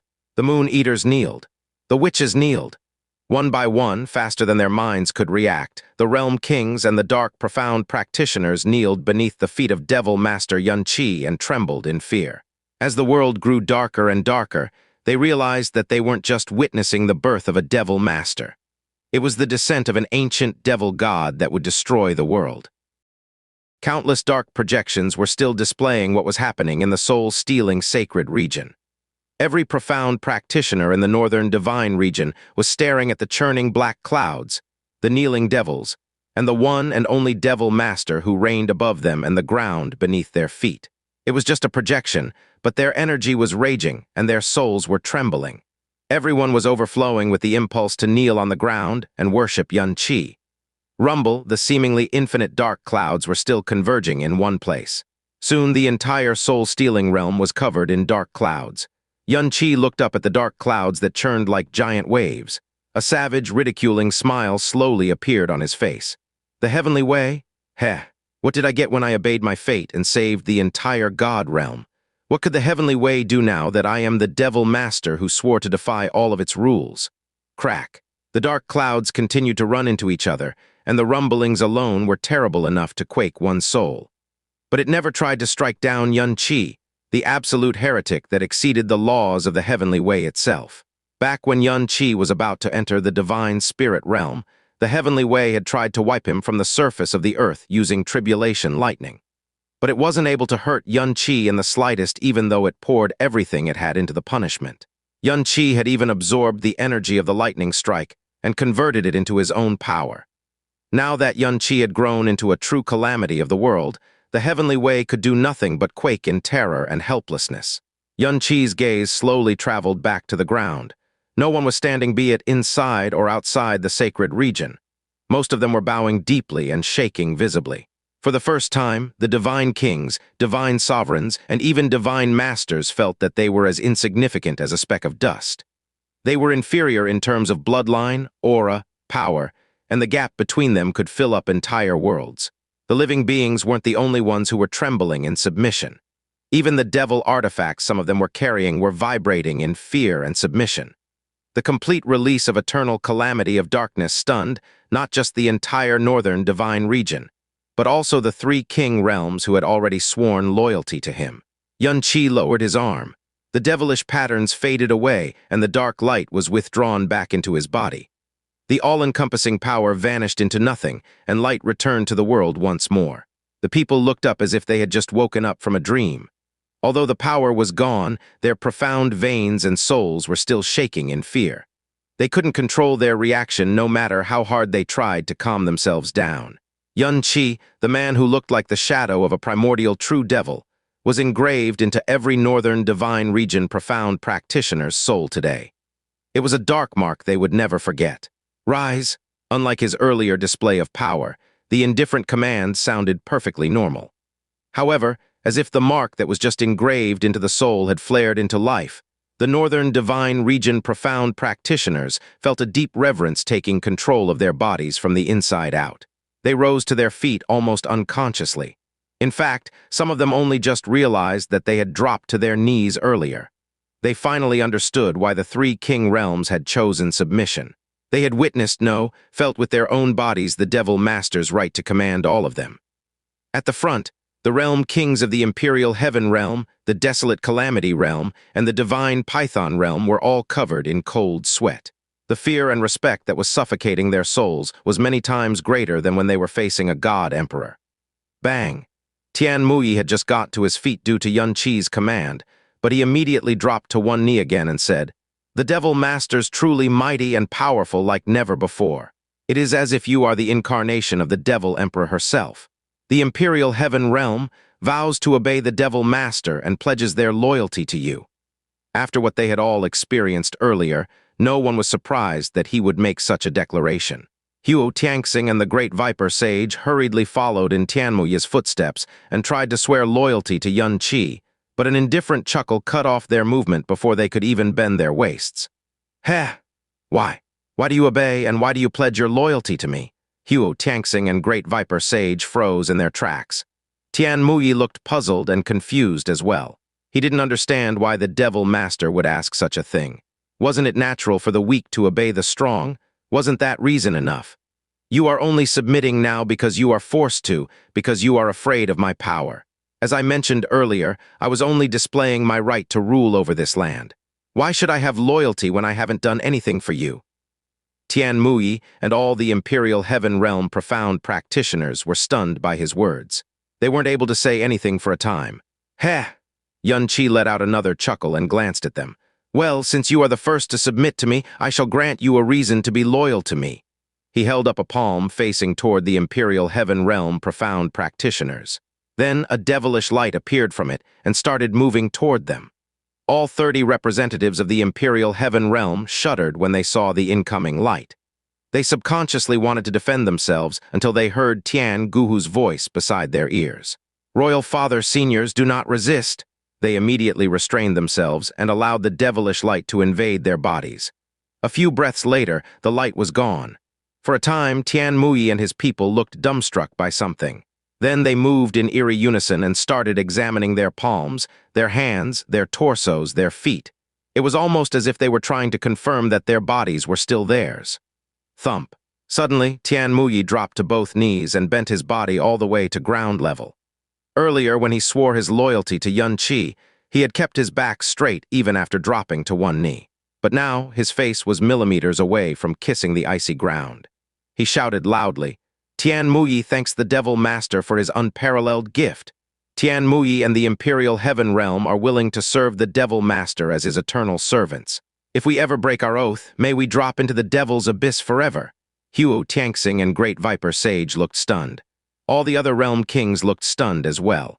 Not only was Tian Muyi's declaration several times louder than before, his voice was reverberating with incomprehensible agitation. He looked like he might dig out his own heart and show the Devil Master the depths of his loyalty and determination. Behind him, all the Imperial Heaven Realm representatives had dropped to both their knees as well. Just like Tian Muyi, they were on the ground and shouting loudly, "Thank you for your gift, Devil Master. We are willing to serve you as your eternal servants. If we ever break our oaths, may we drop into the Devil's abyss forever." Everyone in the northern divine region was stunned by their display. Tian Muyi was the strongest realm king behind the king realms, so he was expected to be the first to stand up and declare his stance. However, he hadn't bent his back or dialed down his pride, even though he feared and respected the Devil Master. But after Yun Qi had enveloped him and his people in that black light for several breaths, their attitudes suddenly changed drastically. The agitation in their voices, the shiver in their throats, their submissive posture and the ruthless oath that damned them to an eternity in the abyss if they ever broke it. Knowing how proud Tian Muyi was, he shouldn't act like this even if his ancestors suddenly came back to life and jumped out of their coffins to greet him. What's going on?" Xianxia was the first person to voice his confusion. In the sky, Xianxia answered his question imperiously. "That is the perfect compatibility to darkness the Devil Master grants using the eternal calamity of darkness, the most supreme darkness art of them all. His power transformed their imperfect bodies into true devil bodies. The power of darkness will never backfire on them any longer. Their lifespans will increase greatly as a result. Their control over darkness profound energy, and their cultivation speed has become many times greater than before. Some bottlenecks one may encounter when cultivating a high-level devil art may no longer exist as well. Besides that, they no longer have to rely on their surroundings to use the power of darkness. They can leave the northern divine region, and the effects it has on their control, power, and recovery speed will be almost non-existent." Every time Xianxia spoke, The northern region profound practitioners felt like a thunderbolt had struck right beside their ears. Everything he said sounded like a dream straight out of a fantasy. His next words shattered their common sense even more. Finally, this blessing is permanent, and it can be passed down to future generations. In other words, the blessing of the eternal calamity of darkness was a gift that could theoretically be passed to the next generation forever. Xianxia himself was hiding the turmoil in his heart, even though he was the one who was explaining things to everyone. Just a month ago, when Yun Qi had given the gift of perfect compatibility to the Yama devils and Yama ghosts, he had been rather careful and methodical. He rarely blessed more than one person at a time, and he always had a cautious expression on his face. But today, he had leisurely blessed 30 or so people at once with a casual wave of his hand and completed the transformation in just 2 breaths. In the ancient records, eternal calamity of darkness was supposed to be a devil art that only the heaven-smiting devil emperor could cultivate. So it was incredible how quickly Yun Qi was progressing through the art. A thought that shocked Xianxia himself crossed his mind. Even the heaven-smiting devil emperor herself couldn't have learned her own art this quickly, could she? It had only been 3 years since Yun Qi started cultivating the eternal calamity of darkness, but he had already mastered the middle stage of the art. If Jia Yuan hadn't left the primal chaos, she would have been shocked by Yun Qi's progress as well. There were 2 reasons behind his terrifying cultivation speed. 1, he was special in a way not even he himself could understand completely. 2, he had the perfect incubator, Qianye Ying'er. When Xianxia was finished, he was greeted with dead silence. Not only did this gift sound too good to be true, it completely transcended everything they knew about their very existence. If even half of what he said was true, it would be heresy to call it something as common as a gift. Is it true? The great Viper Sage and Xianxia affixed their stares on Tianmu. They just couldn't bring themselves to believe what they had heard even though a god emperor himself had declared it to them. Tianmu raised his hand and summoned a flash of black light. The unique aura that belonged to the Imperial Heaven Realm profound practitioners enveloped everyone within 50 kilometers for an instant before vanishing completely. The pupils of Xianxia, the great Viper Sage, and every other divine Master Realm King contracted like needles. They lost control of even their souls for a time. I am the Devil Master. It is my duty to bless all the devils who serve me, Yun Qi said indifferently. Since the Imperial Heaven Realm is willing to serve me, I promise to bless all your profound practitioners who are above Divine Spirit Realm. Besides that, you may also select 10,000 talented profound practitioners below 600 years old to accept my blessing as well. Countless eyeballs stretched to the tearing point, and countless jaws hit the floor almost in unison. Everyone who was watching the projection in the Imperial Heaven Realm dropped to their knees immediately. Tianmu, you felt his blood surge to his brain again. He finally understood why Tiangu respected Yun Qi to the extent he did. Kowtowing to Yun Qi again, he declared, "The Devil Master's gift is as almost great as that of the parents who brought me into this world. A gift that stretches 10,000 generations can only be repaid by 10,000 lifetimes. From this day onward, every living being in the Imperial Heaven Realm swears to serve the Devil Master to their dying breaths. Your orders are absolute, your words are the mandate of heaven, and your enemies are our sworn enemies." Some time ago, he couldn't understand why the Supreme King Realms had revered Yun Qi to the extent they did now. Both his attitude and his oath were countless times more exaggerated than the King Realms. There was absolutely no reason to hesitate. Behind the Imperial Heaven Realm, all the profound practitioners of the Desolate Calamity Realm and the Divine Python Realm followed their Realm King's initiative and dropped to their knees. Everyone was doing their utmost to display their reverence, excitement, desire, and sincerity. Their oaths were even more exaggerated than the Imperial Heaven Realms. Very good. Yun Qi praised them and extended his palm again. This time, his light enveloped a total of 54 powerful darkness profound practitioners, the core forces of 2 major star realms. Again, he completed the transformation in just 2 breaths' time. Some of the onlookers were still confused by the transformed's exaggerated reactions. After all they saw was Yun Qi showering them with a bit of dark, profound light. Even if everything the Yama Emperor claimed was true, how could something that took so little effort and time to cast have possibly wrought enough change to induce this much reaction?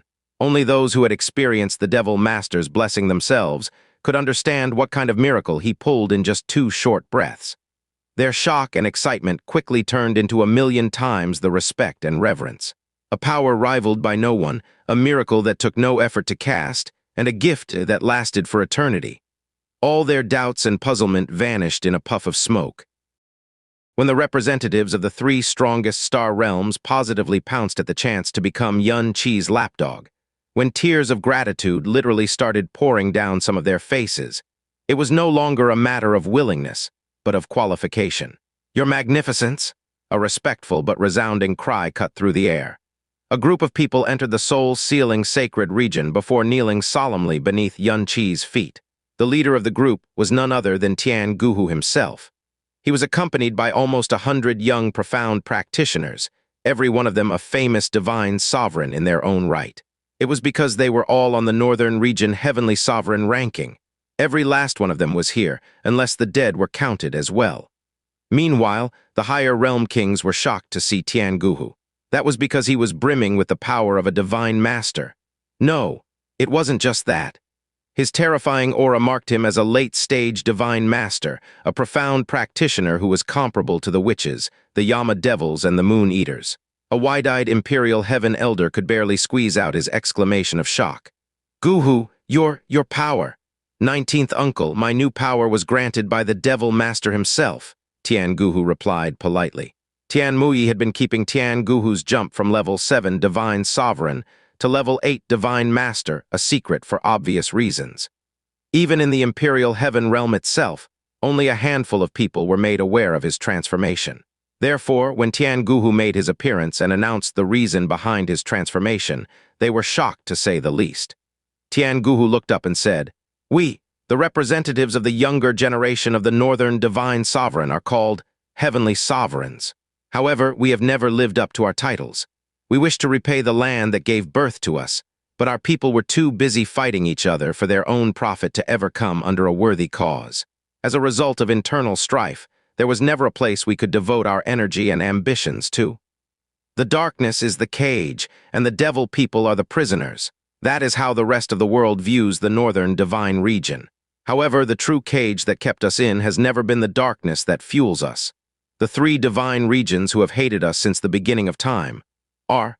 We have never done anything wrong against them, and yet they hated us and wanted nothing more than to eradicate us to the last, just because we are born with dark bodies and cultivate darkness profound energy. As a result, we couldn't even cross the boundaries of our world without fearing for our lives. Worse, more and more people have given up on hope and surrendered themselves to their cage completely. Not only have they lost their flames of anger and rebellion, they even turned their fangs toward their own kind." Tian Guhu sounded both sad and furious. Every word he said struck a chord in the souls who had been oppressed since ancient times. But now, the Devil Emperor has blessed us with the Devil Master, and his power is beyond anything that has ever been recorded in the history of the Northern Divine Region. He has given us a new lease on life and a boon that will last for eternity. The more he spoke, the more agitated he became.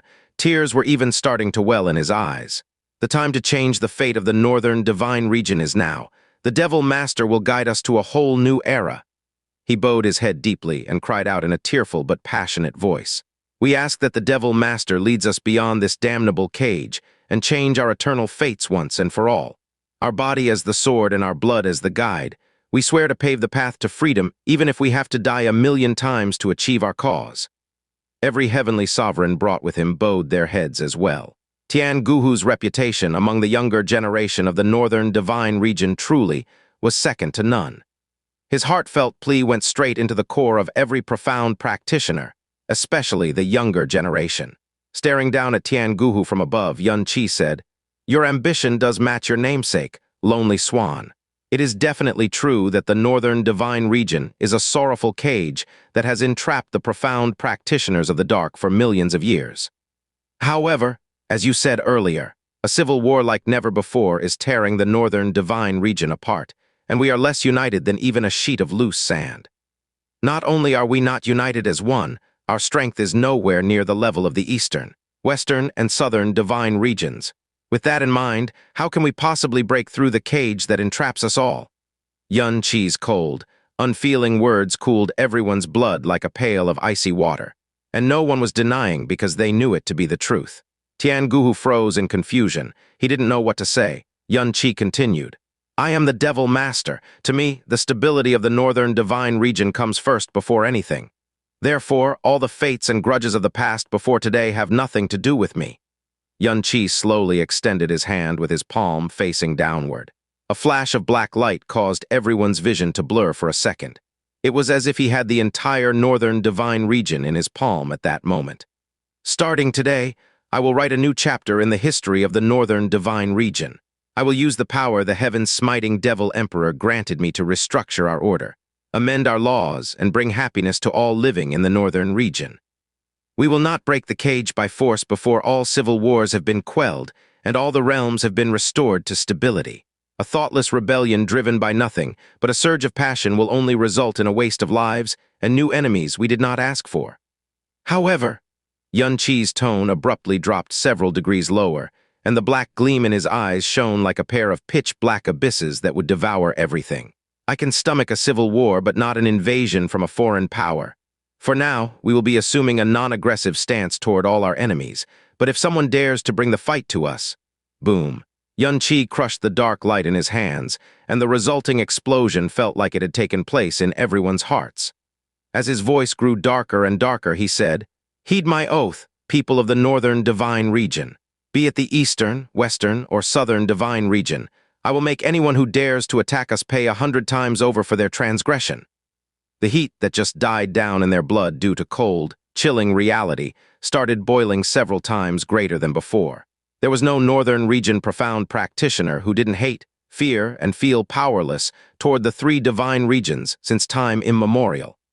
Even the profound practitioners of the three king realms didn't dare to step out of their cage without careful preparation.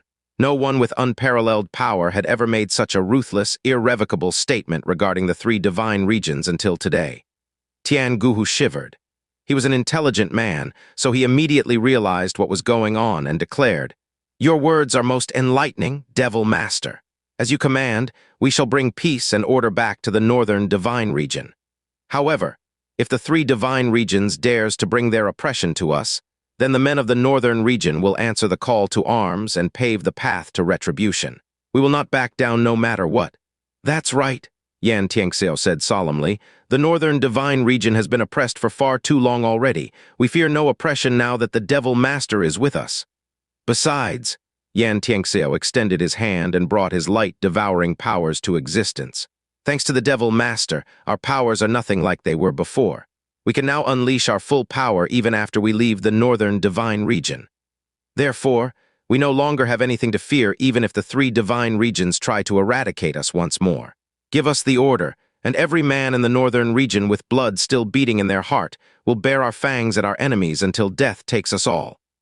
The words injected life into every body and every soul who heard this.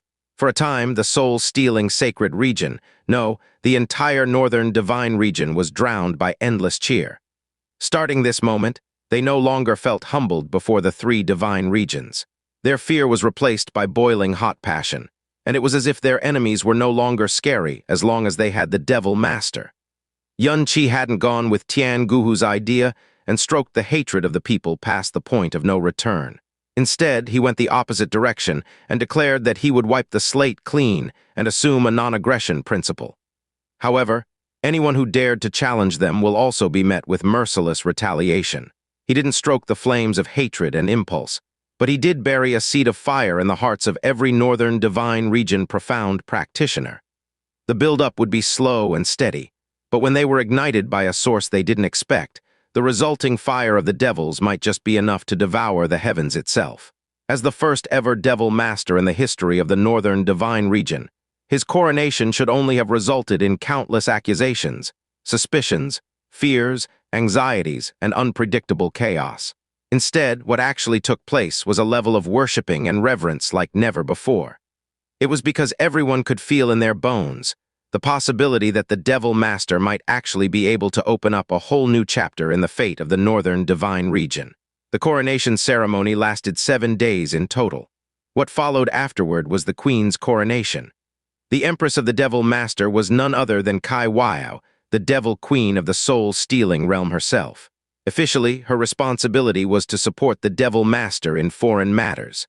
At the same time, a rather special rumor started breaking out across the Western Divine region. Eternal Heaven God realm. Zhou Xuzi had gone into secluded cultivation ever since Zhou Qingchen's passing. He always turned down any request to meet him even when the messenger was from another king realm. Everyone in the Eternal Heaven realm was aware that he was mourning the death of his son. No one, not even Honorable Tai Yu, the one person who knew everything, had dared to disturb him. But not today. When Honorable Tai Yu entered Zhou Xuzi's dwelling to speak with him urgently, the latter looked up and asked, "What is it?" The man looked like he had aged several thousand years, even though it had only been several months since he went into secluded cultivation. His eyes and words all carried a weight that seemed heavy enough to suffocate a person where they stood. Honorable Tai Yu walked toward him and said in a low voice, "Rumors about you entering the northern divine region have been spreading as of late." Zhou Xuzi's gaze immediately grew focused. Where did it come from? It started at a lower star realm to the north of the western divine region. It is situated closely to the northern divine region and the eastern divine region, Honorable Tai Yu said seriously. The rumor started not long after you entered the northern divine region, and what? Zhou Xuzi pressed when he caught the hesitation in Honorable Tai Yu's features. Honorable Tai Yu let out a small sigh before continuing. There have also been rumors that Qingchen has died in the northern divine region, and not because he suffered a backfire while attempting to break through a bottleneck. Adding that to the rumors that Qingchen had been in secluded cultivation. During that time, there were even people deducing that he might have transformed into a devil person prior to his death. Bang. Energy whipped across Zhou Xuzi's hair, and the profound jade beneath his feet shattered into pieces. His entire body was shaking with fury. How did the rumor come to be? Zhou Xuzi forced himself to calm down. We don't know, Honorable Tai Yu said. I was watching the borders at the time, and I'm very sure that no one sneaked up on us during that time. But after Qingchen was killed, you flew into a rage and attacked the Devil Queen, causing quite a bit of disturbance. It's practically impossible to have concealed it. You didn't hold back, so it was likely that the disturbance had alerted a nearby star realm. Zhou Xuzi closed his eyes and started shaking even harder. Moreover, many people noticed that your aura was distorted, and your blood was running in reverse when you returned. No one truly believed that Qingchen died because of a cultivation backfire either, so there has already been a lot of outlandish rumors before this. If someone noticed the aftermath of that battle at the borders of the northern region, it made sense that some people would connect the dots and arrive at that theory. But so far, the spread of the rumor was pretty small, so there is nothing to worry about. We can quell it by force if need be, Honorable Tai Yu said. No, but Zhou Xuzi shook his head. That would only prove to the world that we have something to hide and that Qingchen was a devil person. He is already gone. We cannot possibly allow him to bear that kind of shame in his grave. Just ignore it like any other rumor, and it will dissipate on its own. Honorable Tai Yu nodded. He was of the same mind as his god emperor. In fact, things did go exactly as they thought it would go. The rumor had been spread in a lower star realm at the western divine region, so the credibility of that rumor was next to nothing. Besides that, it was spreading at an unusually slow speed. The only thing that they hadn't expected was how far the rumor had reached. It had even spread to the ears of the people of the eastern divine region and the southern divine region, probably because it was connected to the eternal heaven god emperor himself and the recently deceased eternal heaven crown prince. The rumors eventually died down to almost nothing. Almost no one brought it up again, and not many people actually believed it had any credibility whatsoever. But another seed was buried without anyone noticing. Tai Yu, how long have I been here? Zhou Xuzi asked after a long sigh. My lord, you've been here for over 2 months, Honorable Tai Yu said. 2 months, Zhou Xuzi murmured in a daze. And here I thought a century had passed. Honorable Tai Yu looked away to hide the pain in his expression. Zhou Qingchen's death, especially the way he had died, had been a huge blow to Zhou Xuzi. Since then, he had been racked by the pain of losing his son, regret toward his late wife, and self-loathing. Who would have thought that the former god-child messiah, Yun Qi, could become this vicious and cruel after he turned into a devil? Zhou Xuzi then said, "It is time to crown a new prince." Honorable Tai Yu was slightly caught off guard. He was about to say that it was too soon considering that Zhou Qingchen had only just passed away when he realized something. The fastest way to wipe Zhou Qingchen from memory was to crown a new prince.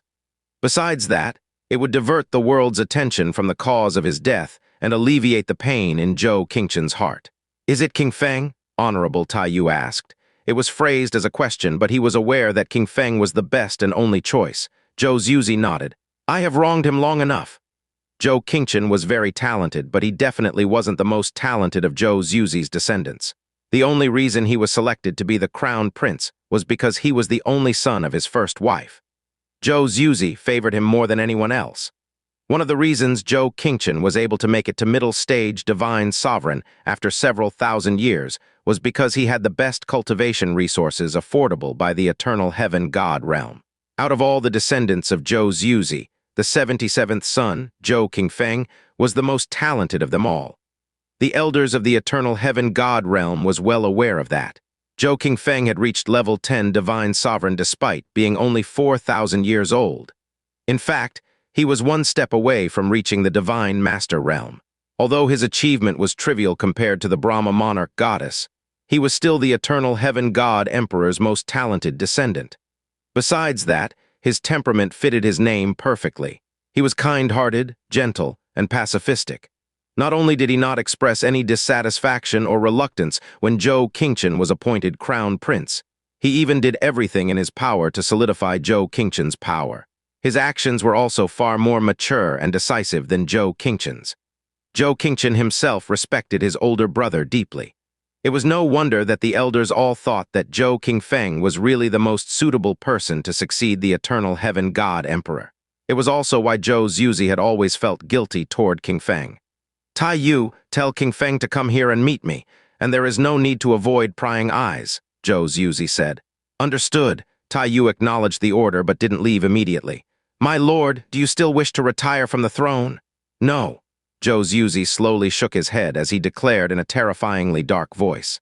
"I must preserve my power until the day I can finally kill Qianye with my own hands." Zhou Xuzi rarely exuded killing intent. However, his last line was absolutely overflowing with hatred and killing intent. Suddenly, Zhou Xuzi rose to his feet with a shocked expression. "My lord!" Honorable Tai Yu was also shocked to see such a great reaction from his god emperor. Clearly, Zhou Xuzi had just heard a sound transmission.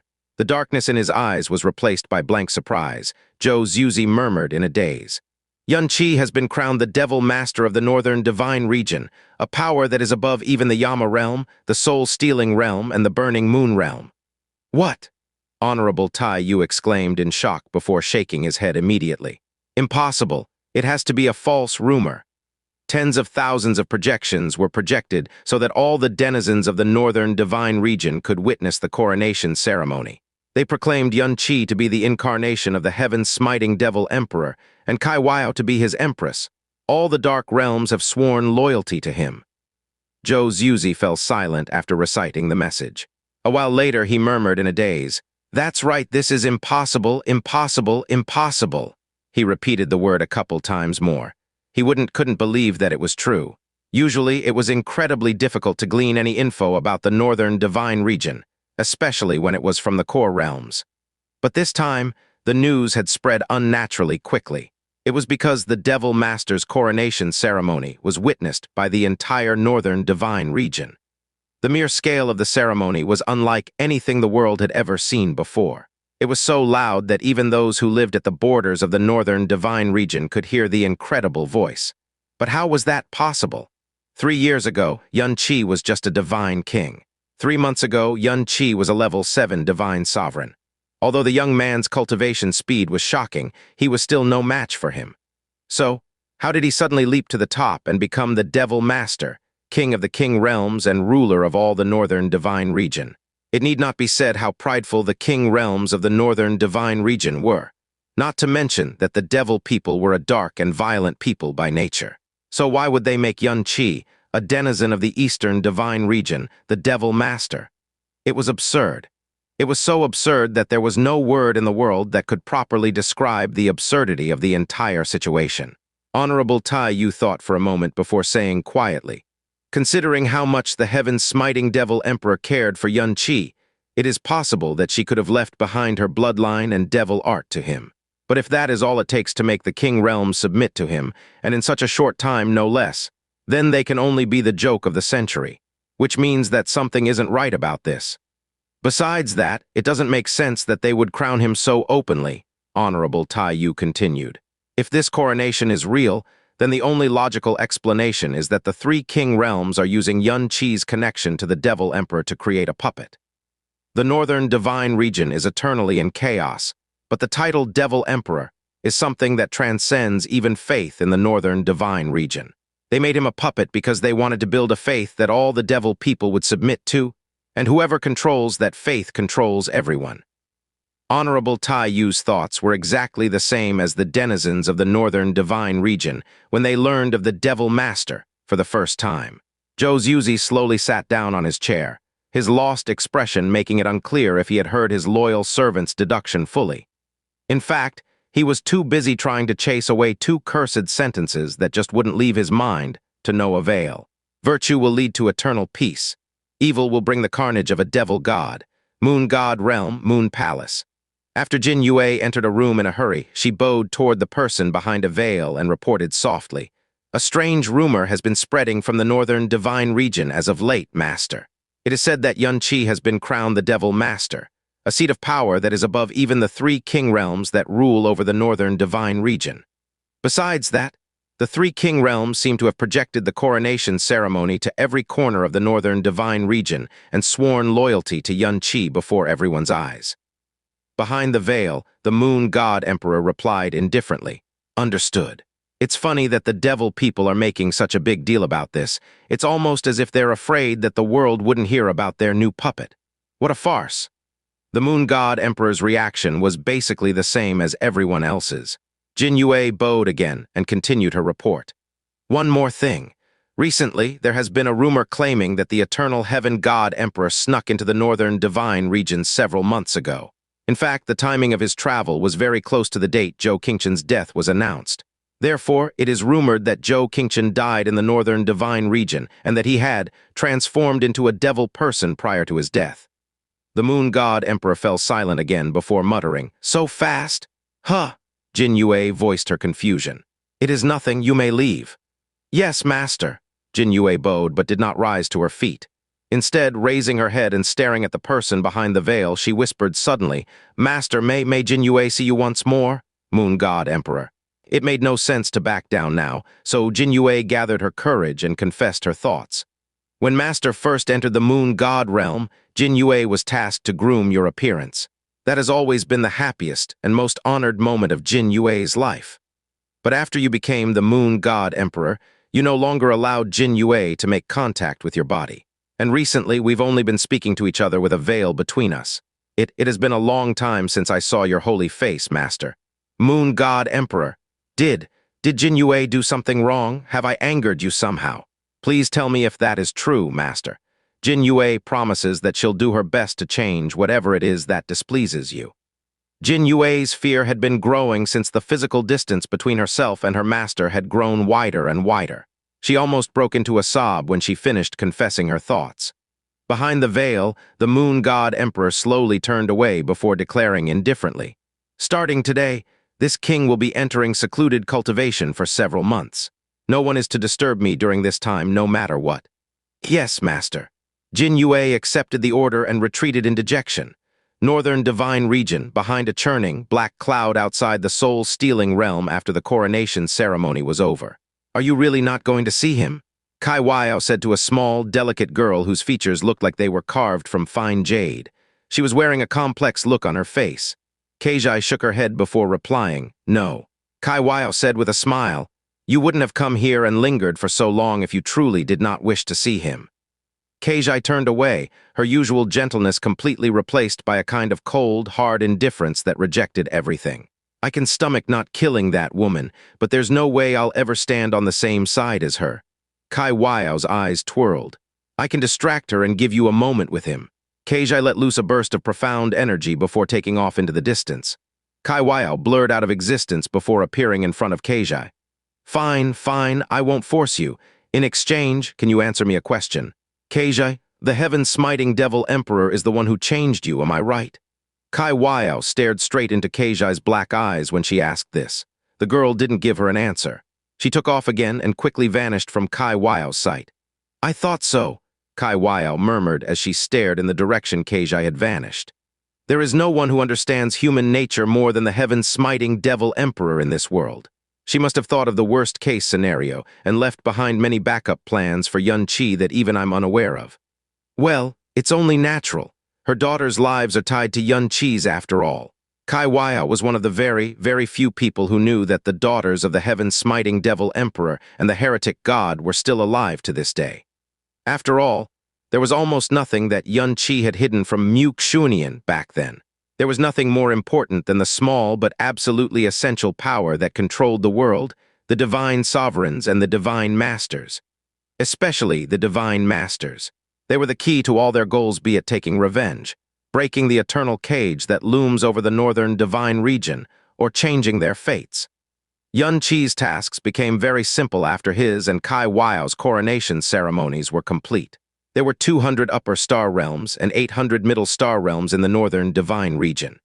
Their numbers were absolutely inferior compared to any divine region, be it in terms of high-level star realms or high-level profound practitioners, divine kings, divine sovereigns, and divine masters. In the case of the eastern divine region, they didn't even have half of what their enemy possessed. Every day, the divine masters, divine sovereigns, and divine kings of 3 upper star realms would arrive at the Yama realm to receive the devilish blessing of the eternal calamity of darkness. In the case of the middle star realms, the blessing went much faster because they had far fewer top-tier experts. After Qianye had mastered the middle stage of the eternal calamity of darkness, he could now bless a huge number of devil people with a casual wave of his hand. It was a blessing no profound practitioner had even dared to dream of in a million lifetimes. In exchange for his time and effort, he gained the trust, loyalty, and reverence of those whom he had blessed. They became the blades of darkness that Qianye could use any time he wished. Besides that, he also devoted his time and energy to transforming the core strength of the northern divine region, the Yama devils, moon eaters, and witches, and the Yama ghosts, burning moon divine envoys and soul spirits. He led them all into the bone sea of eternal darkness. No outsider knew exactly what he was doing to them, but a closer observer would notice that the darkness surrounding these profound practitioners' bodies was a tad deeper every time they came out of the bone sea of eternal darkness. It was incredibly difficult to make even the tiniest progress once a profound practitioner had entered the late stage of the divine master realm. Therefore, to say that their transformation was unbelievable would be a massive understatement. The ultimate profound art of the devil emperor, the eternal calamity of darkness, was something that existed far, far beyond the common sense of the devils today and the primal chaos itself. Darkness, Jiazin and Jialing, Yili, Yaodai, Qingying, Lan Ting, Hua Jin, Yu Wu, and Qianye. All 9 witches were sitting on the ground and circulating profound energy. Surrounding them was a cyclone of primordial yin energy that had been cooped up for an unknown number of years. Every time it roared, it sounded like a hurricane that couldn't wait to destroy the world. Qianye was floating in the air with his eyes closed. He was the one who was pointing at the witches and injecting the dark, violent energy into their bodies. But not only were they perfectly unharmed, their strength was merging with the new energy in a way that defied all logic and common sense in this world. After the 3 king realms had submitted to Qianye and crowned him the devil master, he could finally use the other impossible ability of the eternal calamity of darkness without any scruples. The name of the ability was called Dark Growth. It was why his eyes had lit up when Qianye Ying'er had told him about the bone sea of eternal darkness, the heart of the northern divine region.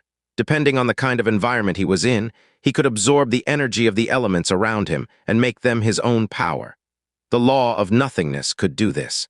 The heretic god's power over the elements combined with the absorption ability of the great way of the Buddha could also do this. But none of those powers could compete with the eternal calamity of darkness when the target energy was darkness. Not only could Qianye convert darkness profound energy into his own power, he could impart it to another person as well. Naturally, the person he was imparting his powers to couldn't absorb them nearly as well as himself, but it was still an impossibly powerful ability. Besides that, the bone sea of eternal darkness was absolutely perfect for this project. By using the eternal calamity of darkness, Yun Qi was able to connect the 9 witches' bodies and profound veins in one circuit and transform the primordial yin energy of this place into their power. Each session lasted 24 hours. After that, they would need 10 days at minimum to stabilize and adapt to their new power. In other words, not even the witches, Yama devils, and moon eaters could withstand more than 24 hours of dark growth per session before having to take a rest. But it was absolutely worth it. They gained so much power that even they were frightened by their own progress. Outside the bone sea of eternal darkness, Qianye and Qianye Ying'er were engaged in a casual conversation above the Yama Imperial District. Tianguhu has been calling himself a devil child, as of late. He is gathering more and more young, profound practitioners under his banner, and using that manpower to maintain order in all the major star realms and help the weak. The actual effectiveness of his methods aside, it is a fact that he has a tremendous amount of influence among the younger generation, and that countless people have responded to his call. On the surface at least, it seems like the Devil Master's coronation was a positive influence to the entire northern divine region. Our Devil Master has found a gem indeed, Qianye praised. HMPH, it's only natural that a devilish beast could smell the devil in another person's heart. Suddenly, Qianye Ying'er shot a glance at Qianye before letting out a chuckle. She said in a strange tone, "I'm honestly surprised you still have your vital yin. If the public were to learn about this, the useless men who fell to your honey trap besides, wouldn't they suspect that our Devil Master is impotent, especially considering that you are his empress?" Qianye intentionally stretched out her exclamation of surprise before responding with a seductive glance. "Now that you mention it, it is a pretty saddening state. I am the newlywed here, but our heartless Devil Master spent all day and night loving another woman instead." Qianye Ying'er raised her eyebrows. "It's not my fault if you can't grab his attention." Qianye Ying'er was still pretty hostile toward Qianye, but unlike before, it was less insidious and more competitive. Furthermore, Qianye Ying'er was well aware that it wasn't that Qianye was incapable of turning Yun Qi's head in her direction. She was simply too busy to afford any distraction right now. After the Empress coronation ceremony was over, Qianye had been buried in a mountain of work. Yun Qi's workload didn't even come close to hers. Qianye knew very well why Qianye Ying'er had pushed for her to become Yun Qi's empress, but she had never pointed out the truth or rejected the responsibility. It was what she wanted. "Well, of course I'm inferior to you," Qianye replied. "I am as pure as a piece of white paper, but you have been watered day and night by the Devil Master himself for years. I'm pretty sure that your beauty isn't the only thing that is unrivaled under the heavens anymore, Brahma monarch goddess. How can this queen possibly compete against you, Sai?" Qianye sighed sadly. Qianye Ying'er curled her lips before asking, "So all the men you ever had were puppets?" "Of course," Qianye smiled faintly. "You may not know this, but my view of men was pretty similar to yours." Qianye Ying'er turned her face partially toward Qianye. "Back when you were still called the Lady Goddess, you were born with a silver spoon in your mouth. You found men to be absolutely loathsome creatures, and there were probably only 2 categories of men to you, useful tools and useless trash." Qianye Ying'er didn't retort. It was a perfect description of her old self, and even her new self. There was just a special exception to that rule now. This queen was born with a wisp of the Nirvana Devil Emperor's soul inside her. I was nowhere as noble as you, of course, but soul-wise I was taught to look down on the entire world from the very beginning. Besides that, my soul especially disliked men, you see. Just like you, I view them as useful tools or useless trash only. After all, how could a mortal man ever have the privilege to touch my body? Their only use was to become my faithful puppets and surrender all their power and wealth to me. "What about the Clear Sky God Emperor?"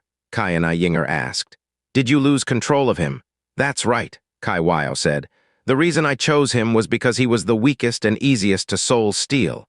But even the weakest God Emperor of them all was still a God Emperor. Despite having successfully removed his mental defenses and stealing his soul, his struggle was still so fierce that I could have lost control any moment. In the end, I had no choice but to shatter his soul and turn him into a breathing but soulless puppet." She sighed again, as if she was regretting the loss even to this day. It was a shame to lose such an excellent puppet. Qianye Ying'er narrowed her eyes slightly before commenting, "Your cruelty and ruthlessness far exceed mine. Hey, indecisiveness is the greatest obstacle to one's ambition. It is the same for men or women." Kai Wao's breasts bounced slightly as she let out a giggle. A woman's body is much finer compared to a man's. Speaking of which, would you like to taste for yourself the fineness of the 9 children I raised? The Devil Queen's voice was something that tickled the soul and befuddled the heart. If this was the first time Qianye Ying'er made contact with Kai Wao, she would have lost the mental battle already. Instead, she replied in an equally sweet and soft voice, "I think I would much rather know how you felt when you, someone who disliked men so much, was pushed down in the flame god realm." As promised, Kai Wao had told Qianye Ying'er her true identity after the coronation ceremony was over. She didn't skimp on the details either. As a result, the 2 women had unknowingly become closer to each other. "Shouldn't you know that better than anyone in the world?" The Devil Queen's counterattack was instantaneous. A kind of unspeakable emotion silently clouded her already bewitching pupils. "It was that day both Xuzi and I swore to ourselves that we would catch him no matter where he went, and never let him out of our grasp again." A half-smile graced Qianye Ying'er's lips. "Is that why you're so set on Yunqi? Because he slept with you that time?" She knew it wasn't, of course, but she would be a fool to let go of such a wonderful opportunity to mock Kai Wao. "But of course," Kai Wao said, "I, the Queen of Devils, was sullied by a little brat. How can I not settle my score with him?" Her laugh in that moment could have stunned anyone in the world. Qianye Ying'er fell silent again. Speaking of Xuzi, though, there is something this queen is quite concerned about. Kai Wao suddenly withdrew her smile. "What?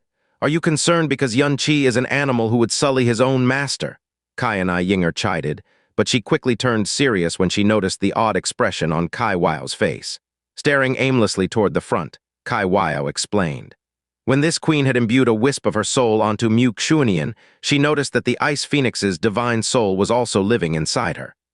At the beginning, the Ice Phoenix divine soul only passively observed the world outside through Xuzi's eyes. But after Yunqi appeared, she decided to make Xuzi favor him unconditionally. I didn't stop her to avoid being detected. After that, the Ice Phoenix divine soul's rule vanished just before the heaven-smiting Devil Emperor left primal chaos. Even that divine soul itself, and the soul origin it came from, disappeared completely after that. But after the divine soul disappeared, I noticed that it had left behind a strange pool of crystalline blue light in her soul sea. "And what is that?" Qianye Ying'er asked. Xuzi had been gone for years. There must be a reason Kai Wao was bringing it up now, but Kai Wao shook her head. "I wouldn't be puzzled to this day if I knew what it was. I even probed it before to no avail, but..." Her voice grew a bit more distant. "When she passed away outside Blue Pole Star, when my soul parted ways with hers, I think I saw the blue light wrapping around her soul." Qianye Ying'er frowned deeply. "And what does that indicate?" Kai Wao shook her head again. "I don't know. I went back to verify the truth repeatedly, and I could tell you that Xuzi was definitely dead. But..." She stopped talking and stared at Qianye Ying'er. "Don't tell Yunqi about this. If a miracle really were to happen in the future, he will see it. But if he learns about this, and the miracle turns out to be false hope, the pain would be as bad as the beginning." Qianye Ying'er stared fixedly at Kai Wao. She couldn't understand what the latter meant by the word miracle. Qianye Ying'er didn't know why Yunqi was able to return to the God realm despite having been killed at the Star God realm. Just like everyone else, she thought that he had used some special method to escape to safety when the evil infant broke out. But Kai Wao knew everything. She knew that he had come back to life thanks to the nirvana of the Phoenix. There was a piece of unremarkable knowledge in the incomplete memories of the Nirvana Devil Emperor. According to that memory, before the God race and the Devil race's conflict devolved into an all-out war, the 2 divine beasts who were thought to be sworn enemies due to their elements being the complete opposite of the other, the Phoenix and the Ice Phoenix, used to belong to the same race. 1. Poyun wore a set of red clothes that made him look like he was covered in fire. The clothes had the divine symbols of the golden crow, vermilion bird, and phoenix on them, a sign that he treated all 3 sects equally despite having come from the golden crow sect. Having spent 3,000 years in the eternal heaven-divine realm and becoming the first true realm king of the flame god realm, Huo Poyun was no longer the innocent, stubborn, and indecisive young man he once was. His eyes looked friendly, but sometimes fire would flash behind his pupils and betray the true power inside his body. An infinite span of snow sat beneath his feet, but it showed no signs of melting despite being walked on by the flame god realm king himself.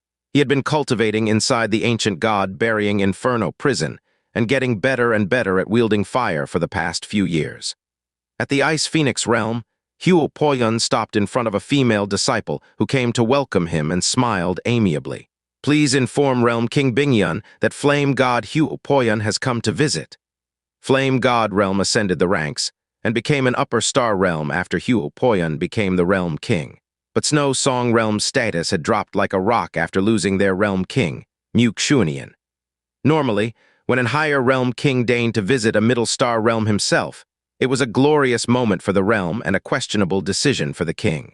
But the relationship between the Snow Song realm and the Flame God realm was rather unusual. Everyone in the Ice Phoenix Divine sect had already gotten used to the Flame God realm king's frequent visits. Instead of going away and reporting to Mu Bingyun, the Ice Phoenix disciple bowed politely before replying. The sect master is in secluded cultivation as of late, so she is not seeing guests unless it is an urgent matter. However, she has said that you are free to tour the sect as you please whenever you come visiting. Huo Poyun nodded. In that case, I will save us both the pleasantries. Is Fairy Faksu in the sect right now? Huo Poyun had come alone. The Ice Phoenix disciple who was answering his question didn't show any sign of surprise toward his inquiry either. Senior Sister Faksu is currently in the 36th Palace of the Ice Phoenix Palace. You may head there on your own if that is your wish, Flame God Realm King. An outsider would have been shocked by how poorly the female disciple of a middle realm sect was treating a higher realm king. Ice Phoenix Palace? Huo Poyun looked surprised. While the Ice Phoenix Palace was a pretty high-level palace in the Ice Phoenix Divine sect, Mu Faksu was the direct disciple of the realm king herself. Why would she be at the Ice Phoenix Palace? The Ice Phoenix disciple replied, The 36th Palace is the place senior brother Qianye used to live. That is why she often goes there to mediate. Huo Poyun's expression froze for an instant, but it quickly melted into an amiable smile again. I see, in that case, please lead the way. They entered the 36th Palace. The ice-forged structure was cold and silent, but the interior was covered in countless snowflakes and icicles. They shone like an endless expanse of stars, and gave off the impression that there was no end to its snowy borders.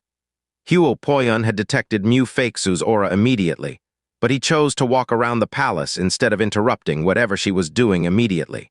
But his footsteps came to an abrupt stop when he saw an icy tree not far away from him.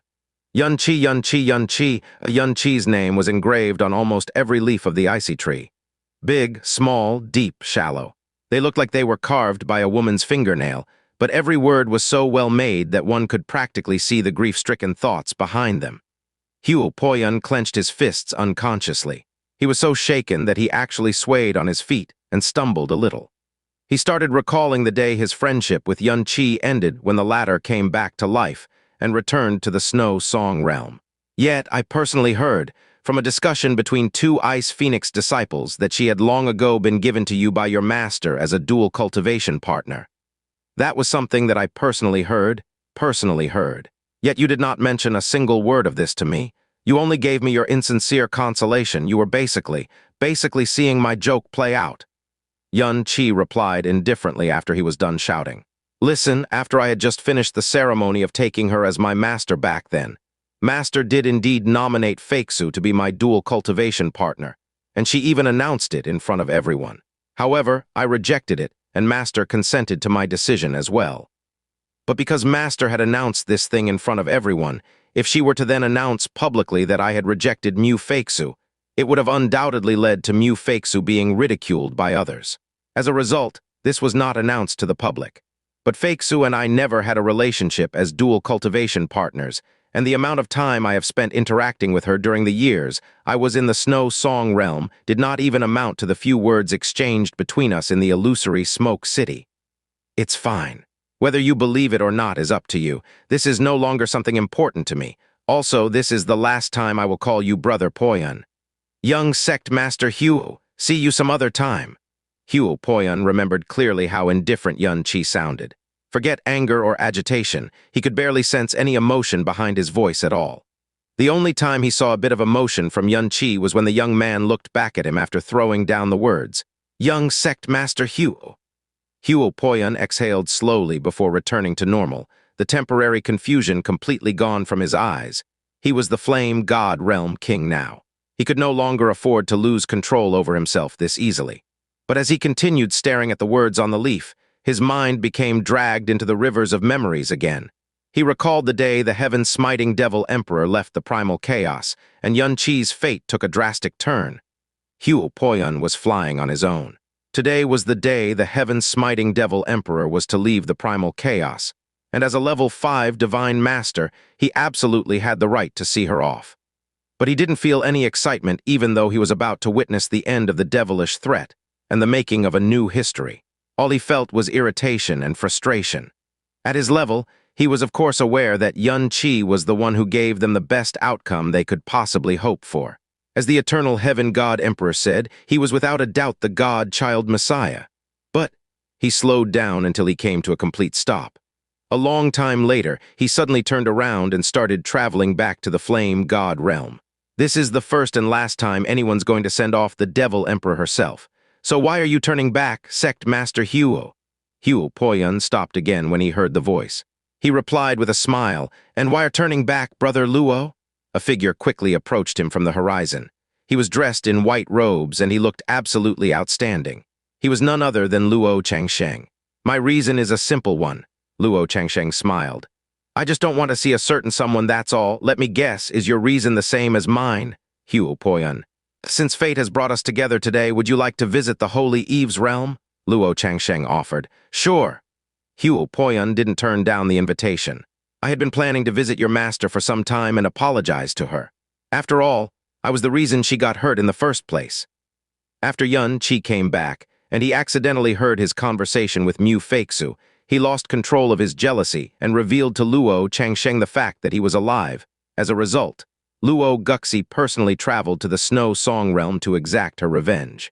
However, the only thing she got for her efforts was a broken arm. Huo Poyun had regretted his decision the moment he sent the message to Luo Changsheng, but what was done couldn't be taken back, and what happened afterward was absolutely beyond his ability to control. Surprisingly, Luo Changsheng shook his head before saying, "Master has been in a foul mood since that defeat. It is best if you visit her another time.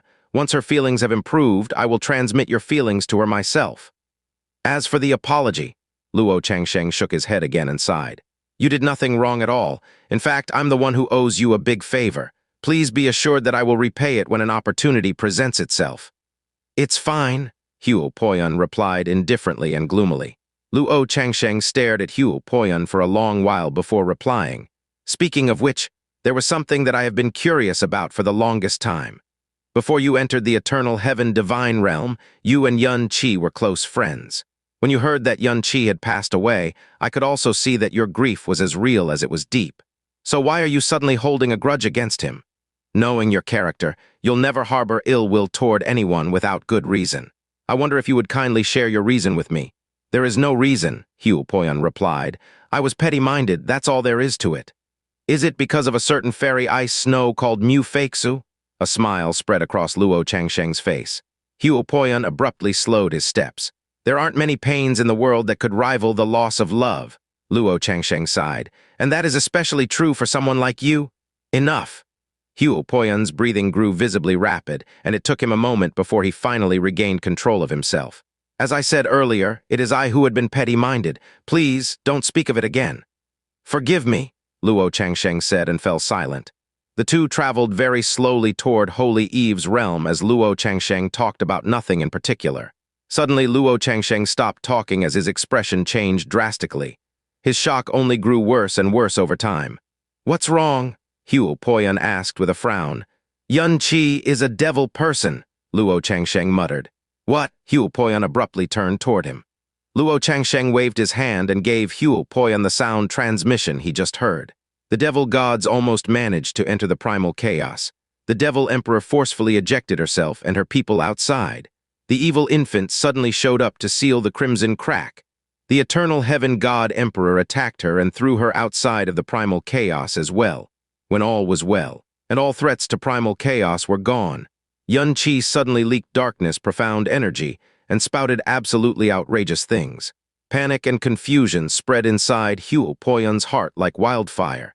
He couldn't even begin to imagine what had happened at the edge of the primal chaos. Suddenly, Luo Changsheng said, "Oh no, The moon god emperor was going to execute Qianye herself, but the Brahma monarch goddess was able to send him away with the void illusion stone at the last moment. The god emperors are ordering everyone to search for Qianye everywhere. Luo Changsheng suddenly stopped talking again. Both he and Huo Poyun were staring at a certain object right ahead of them. It was a motionless figure. They could even see a faint amount of dark energy seeping out of the body. Qianye, Huo Poyun and Luo Changsheng shouted at the same time. The motionless person was none other than Qianye himself. The slave imprint was about to crumble completely when Qianye Ying'er tossed out the void illusion stone. As a result of the conflicting wills inside her head, she lost control of her power slightly and accidentally knocked Qianye out, even though the rescue attempt was a success. Ha ha ha ha, Luo Changsheng laughed loudly after overcoming his shock. This is truly a gift from the heavens themselves. He was about to pounce toward Qianye when an arm suddenly blocked his way. Wait a second. Huo Poyun watched the unconscious Qianye cautiously before saying, "Don't be careless." He then started circulating his profound energy and summoned the golden crow flames. Qianye has countless secrets and trump cards. He was a man who was able to escape what seemed to be certain death again and again. We cannot be. He hit Luo Changsheng squarely in the ribs before he finished his sentence. Luo Changsheng's attention had been completely drawn to Qianye, and he never thought that Huo Poyun, another man besides himself who bore a grudge against Qianye, would attack him at this moment. Completely caught off guard and far too close to Huo Poyun to dodge out of the way, Luo Changsheng was sent flying tens of kilometers away while blood sprayed out of his throat. Meanwhile, Huo Poyun had rushed to Qianye's side, grabbed him, gathered all his power and raced toward the horizon. Luo Changsheng pressed a hand to his chest and stared darkly at the fleeing Huo Poyun. Huo Poyun? A savage roar exploded from behind Huo Poyun. Qianye isn't the god-child messiah anymore. He is the heretic everyone wishes to eliminate. Do you mean to drag the entire flame god realm into the grave with you? Blood seeped from between Huo Poyun's teeth. He didn't reply or slow down even the slightest. Although Luo Changsheng was hurt, he was still much faster than Huo Poyun. As the distance between them shortened more and more, Luo Changsheng threatened in an even darker tone than before. I have not told anyone about this yet. I'll give you one last chance to change your mind considering our friendship. Give Qianye to me, or the flame god realm won't be the only thing that's going down with you. A war was happening in Huo Poyun's head, but he still didn't speak or slow down at all. Suddenly, his pupils shrank. He sensed two incredibly powerful auras coming his way. Both were stronger than him. The masters of the auras appeared in front of him in the next breath. One of them was Zhou Xuzi, one of the profound practitioners who entered the eternal heaven-divine realm with him. The other person was her master, sword sovereign Zhou Wuming. Zhou Wuming and Zhou Xuzi were two of the people who chose not to see off the heaven-smiting devil emperor. When they saw Luo Changsheng and Huo Poyun, they also saw the unconscious Qianye and the dark, hateful energy that was emanating from his body. Huo Poyun finally came to a stop. His path was blocked by the sword sovereigns, and his back was cut off by Luo Changsheng. He gritted his teeth tightly, but there was absolutely nothing he could do at this point. Luo Changsheng quickly caught up to Huo Poyun, but his powerful self-cultivation prevented him from disabling Huo Poyun or snatching Qianye from Huo Poyun's hands. Bowing to Zhou Wuming respectfully, he said, "Junior Luo Changsheng greets Senior Sword Sovereign." Zhou Wuming nodded slightly before shooting a glance at Zhou Xuzi. He could sense her unsteady aura and the conflict inside her mind. "Layer," Zhou Wuming said, "I am very glad to see how far you've come after 3,000 years of cultivation in the eternal heaven-divine realm, but you haven't been able to form your heart of sword, even to this day, have you? It is because it is trapped by the cage known as the secular world. Do you understand what I'm saying, Zhou Xuzi? To obey your heart is also to obey your heart of sword," Zhou Wuming said quietly. Zhou Xuzi slowly raised her sword and gripped the nameless sword behind her back. Clang! The moment the nameless sword exited its sheath, the surrounding meteorites were immediately ground to dust by its invisible sword aura. Back at the conferred god battle, Zhou Xuzi had used the nameless sword by force and successfully injured Qianye deeply in 2 strikes. However, not only was Qianye able to stop her from unleashing her 3rd strike, he had unknowingly carved his image into her heart of sword as well. As a result, she wasn't able to form her heart of sword completely despite 3,000 years of cultivation. Today, Zhou had full control over the nameless sword. She was also titled the Little Sword Sovereign in the God realm. Her sword domain came to life instantly, and tens of thousands of swords appeared all around her, however. Her target was Luo Changsheng, not Yuan Qi. Besides that, a powerful energy wave slammed into Huo Poyan before he could react, and that knocked him far away from Luo Changsheng. Huo Poyan was stunned for a second, but he quickly came back to himself and dashed away like a meteor. Shocked, Luo Changsheng was just about to give chase when Zhou trapped him within her sword domain. He was powerful enough that defeating Zhou was just a matter of time, but the sword sovereign was right next to her. He said urgently while he was nullifying Zhou's attacks. "Senior Sword Sovereign, Fairy Jun, you may not know this because you haven't been to the edge of the primal chaos, but Yuan Qi has just proven himself to be a devil person. Right now, all the god emperors, including the dragon monarch himself, have ordered Yuan Qi to be killed at all costs. There will be severe consequences if we don't end him here." But Zhou's sword aura only became even more violent. At first glance, it seemed like Zhou Wuming was planning to let his pupil do all the work, but a careful observer would notice 3 needle-sized sword beams forming behind his old pupils. Luo Changsheng's eyes changed slightly. At this point, even a fool would realize that the sword sovereigns had chosen to protect Yuan Qi, despite the fact that he was now a devil person. He dropped all the honorifics and said in a low tone, "Senior Sword Sovereign, you understand the consequences of defending a devil person, don't you?" "He is a devil person, true," Zhou Wuming said in an even tone, but there was no mistaking the power behind his voice. "But he is also our benefactor and the man who saved the world. His malice is but a speck of dust compared to the kindness he has done unto this world. Those who wish to kill him aren't doing so because they hate devils or because they want to defend the world. It is because they are driven by jealousy and the ugly desire not to be surpassed forever." Kai. A bloody hole suddenly appeared between Luo Changsheng's shoulder blades. An instant later, dozens of identical wounds appeared across his entire body as well. He had suffered a heavy blow after Huo Poyan ambushed him at close range, and he had ignored it to chase after Huo Poyan with all his power. Now, he was even facing both Zhou and Zhou Wuming at once. The latter might not have attacked him yet, but the sheer amount of pressure he was exuding was enough to put him in grave danger. Luo Changsheng glared hatefully at the duo, blocking his way as the sword sovereign continued. "For 50,000 years, this one has experienced many things and saved countless lives throughout his life. He is not exaggerating his self-worth when he calls himself to a man of great virtue and prestige, is he?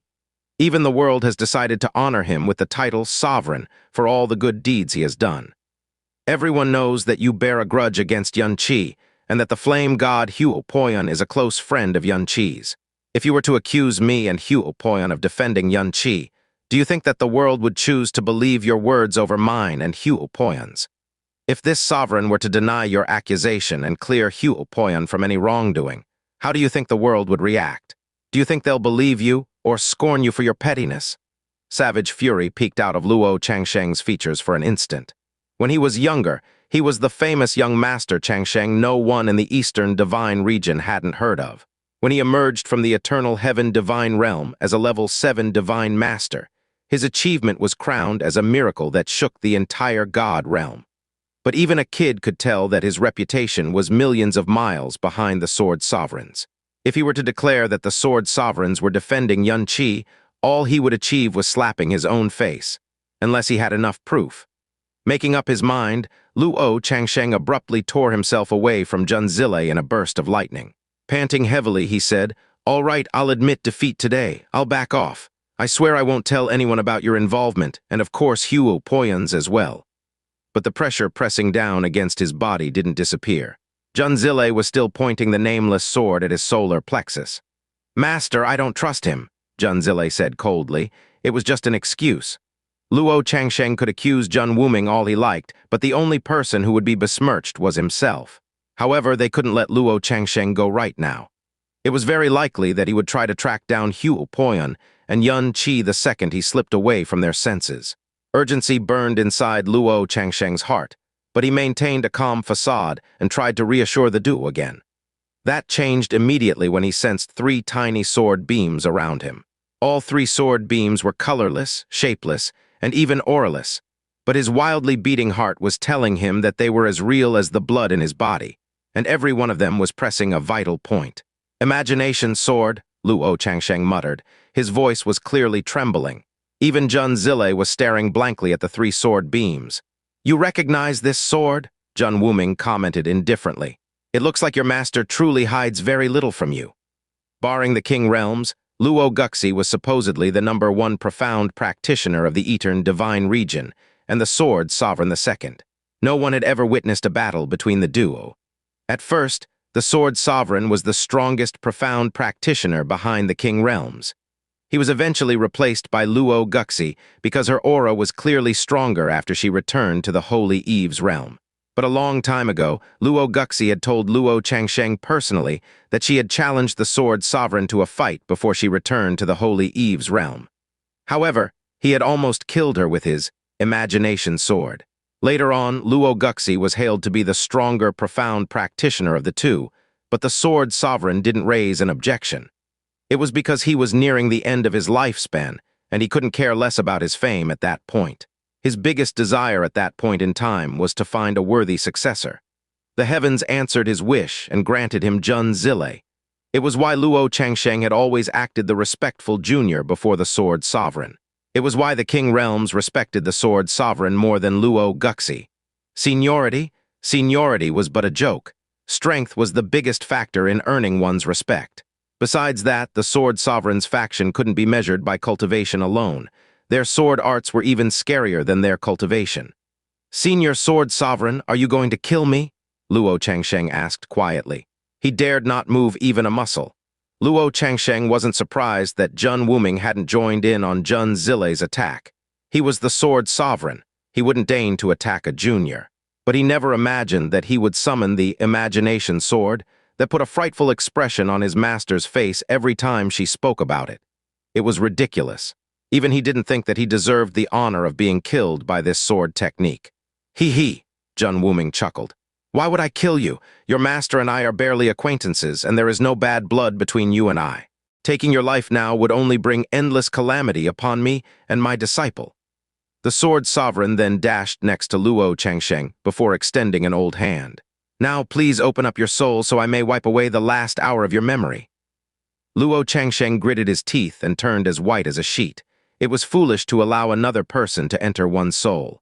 If the other party bore any ill intention toward him at all, they could easily destroy his soul sea. However, the Sword Sovereign was right. He didn't have a reason or the courage to kill him because it would harm Zhou Xuzi's future. If he agreed, he would lose the initiative completely. But if he disagreed, the energy pressing against his vital spots was the imagination sword that nearly took his master's life. Okay, in the end, Luo Changsheng had no choice but to submit to the threat. "This junior obeys his senior's will." The Sword Sovereign nodded and injected a wisp of his soul into Luo Changsheng's soul sea. A while later, Luo Changsheng shuddered all over before fainting completely. The imagination sword dissipated after that. However, Zhou Wuming's complexion turned a shade paler. "Let's go." Zhou Wuming turned away and started traveling, going the opposite way from where Hugh Poyan had escaped to. Zhou Xuzi followed quietly behind him for a while, but she couldn't hold herself from asking, "Why, Master? Why did you use the imagination sword?" Tears were sliding off her cheeks the moment she asked, "Why?" Creating the imagination sword shaved away at one's lifespan, and in Zhou Wuming's case, he barely had any lifespan left to begin with. But Zhou Wuming smiled easily and said, "He is Luo Changsheng after all. He wouldn't have submitted so quickly if I hadn't used the imagination sword, and time is of the essence considering the circumstances." Zhou Wuming lifted his hand and caught Zhou Xuzi's tear. He felt exhausted because his body was nearing the end of its life, but the smile on his face only grew gladder and gentler. "If it wasn't for Yun Qi, your talent would have been damaged past the point of no return. You are the continuation of my heart of sword and my life. Any favor extended toward you may as well be extended toward me. That is why I am glad that I'm able to repay the favor he extended unto me before my final day. You should be happy for my sake, Xuzi, not sad." "Yes, Master," Zhou Xuzi replied, but she couldn't stop the tears sliding off her chin. She had lost count of the times she regretted her rashness when she was younger, but the cruelest thing about fate was that it was impossible to reverse with regret. "I am glad that you are able to break free from social customs and obey your heart. But Jun Wuming stared at the distance and sighed with the weight of 50,000 years of experience sitting behind his eyes. There is no place for him in this world anymore, and no one can know what he will become in the future. Sigh. Meanwhile, Hugh Poyun finally came to a stop again when the glazed light realm appeared in front of him. At the same time, the person he had used all of his strength to send a sound transmission to appeared in front of him. It was Qianye Ying'er. Qianye Ying'er had sensed a dark aura even before Hugh Poyun had appeared in her vision. By the time she got close, her gaze was immediately drawn toward the unconscious Xianxia. Hugh Poyun pushed Xianxia toward Qianye Ying'er while panting heavily. He asked, "You will keep him safe, right?" Qianye Ying'er immediately wrapped Xianxia's figure and aura in a thick water barrier before asking, "Was anyone following you?" "I don't know," he replied.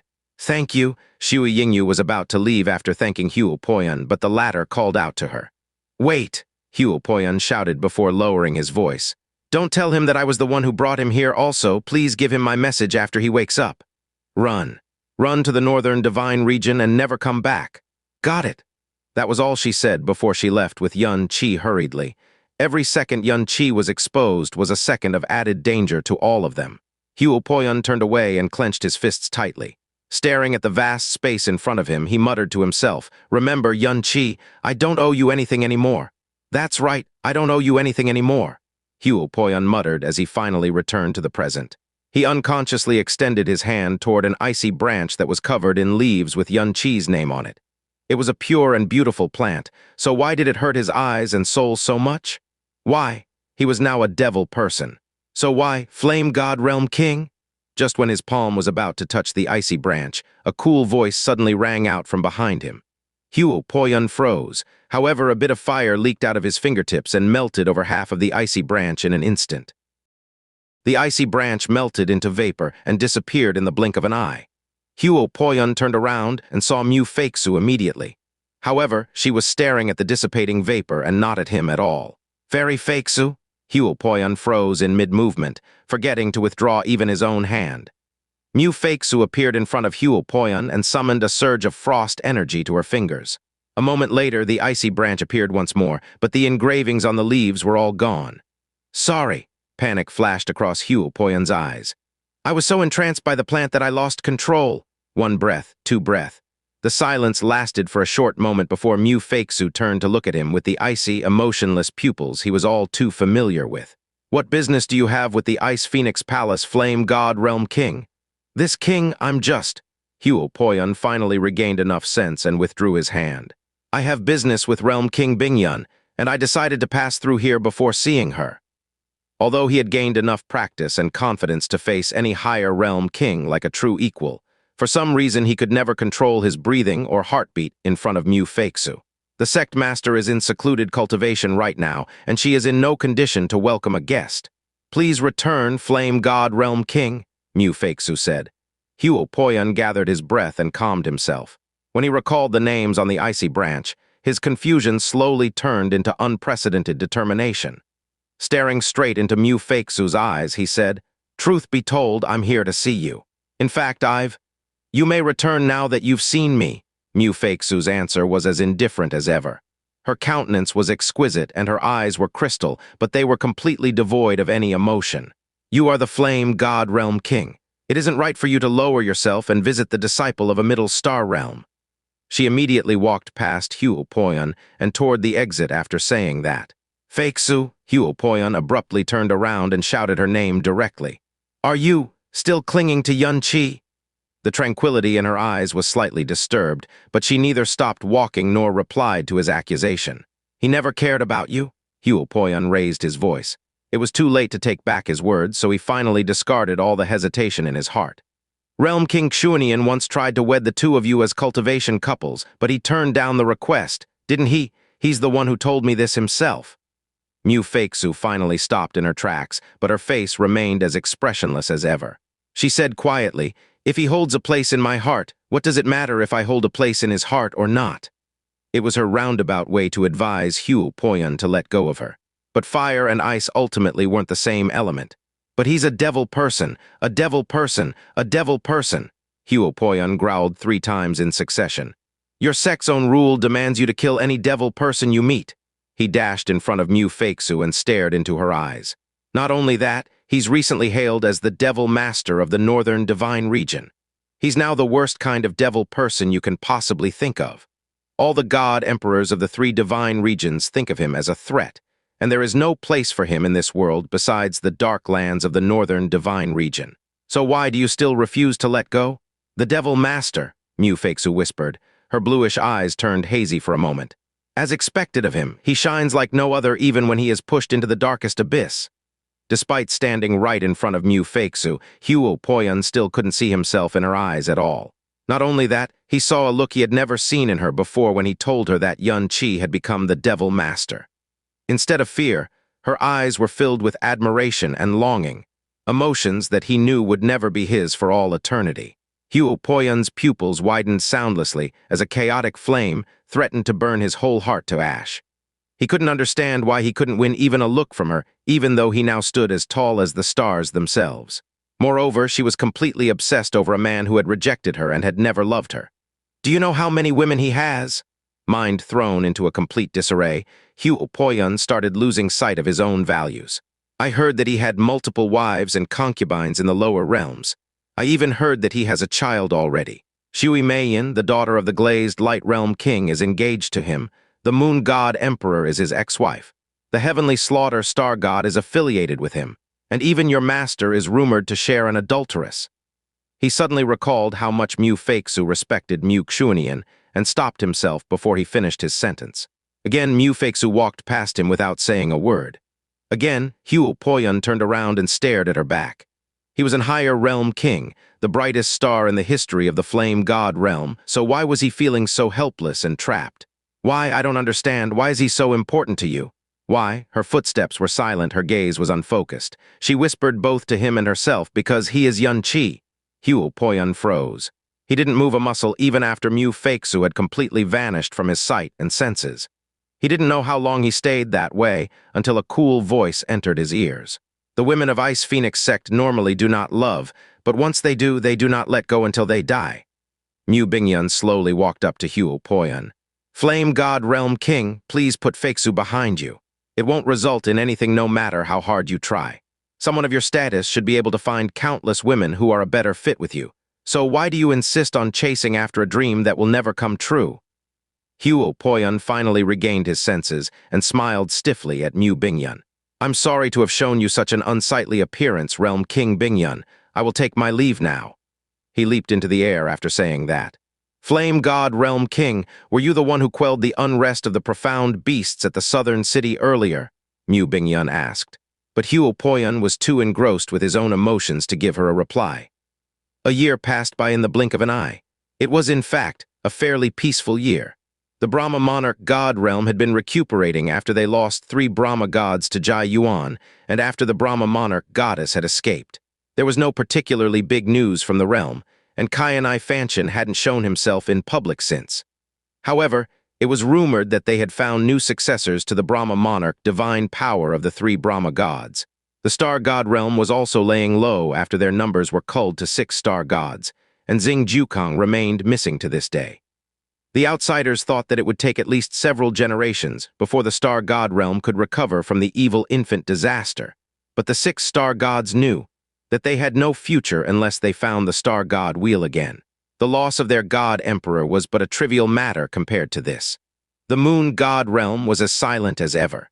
It was rumored that the Moon God Emperor had been cultivating in seclusion and rejecting all visitors.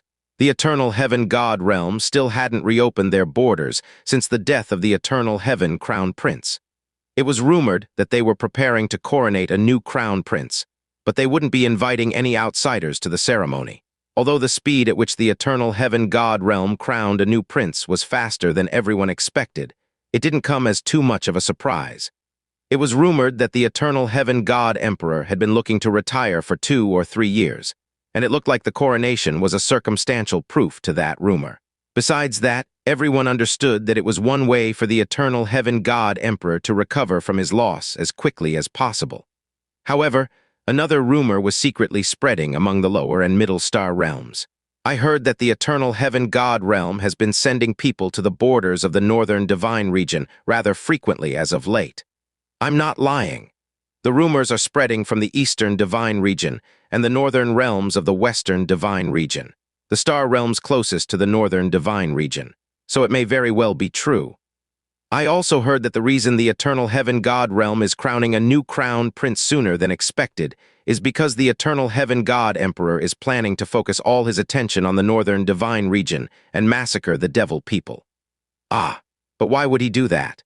Do you remember that rumor from a year ago, the one that also spread from the northern divine region? Apparently, the eternal heaven god emperor sneakily took Zhou Xuzi to the northern divine region for God knows what reasons. It is even said that Zhou Xuzi was actually killed there. A year ago, that rumor was completely unbelievable, but if we combine that with what we know now, HSSS, it can't be true, right? Did Zhou Xuzi really die in the northern divine region? Has the eternal heaven god realm closed their borders to prepare for revenge all this time? Zhou Xuzi is the son of the eternal heaven god emperor's first wife. It wouldn't be an exaggeration to say that he viewed him as important as he did his own life. If Zhou Xuzi really was killed by the devil people, then I wouldn't be surprised by the eternal heaven god emperor's reaction. Those ugly bastards we call devil people should have died a long time ago, but it is pretty difficult to take them out if they do not come out of their dog cage. Otherwise, the three divine regions would have joined hands and wiped out the northern divine region a long time ago. In the end, these are all just rumors. It's fine as a story, but not much else. Yeah. It's not like people our level could guess what the eternal heaven god realm is planning anyway. Just like before, these rumors spread slowly, but were able to reach a surprising number of places, although each was just as unbelievable as the last one, and it was a fact that most people treated it as gossip material more than anything else. When some of them recalled that forgotten rumor from a year ago, there seemed to be a connection between the two. Northern divine region, bone sea of eternal darkness. Ancient yin energy could be seen cycling endlessly above the world of darkness. A couple of hours later, the bone sea of eternal darkness returned to silence with a boom. Then a man covered in tattered black robes and fiendish aura slowly emerged from the darkness. Rumble. The moment he appeared beneath the sky, the clouds started rumbling in fear again. It was because the devil god that was feared by the heavenly way itself had become even stronger. The moment the three Yama ancestors guarding at the entrance saw Xianxia, they immediately dropped to their knees and shouted, "Congratulations on your breakthrough, master!" Behind them, the Yama devils also knelt to the ground and shouted loudly, "Congratulations on your breakthrough, your magnificence!" Xianxia slowly raised his hands.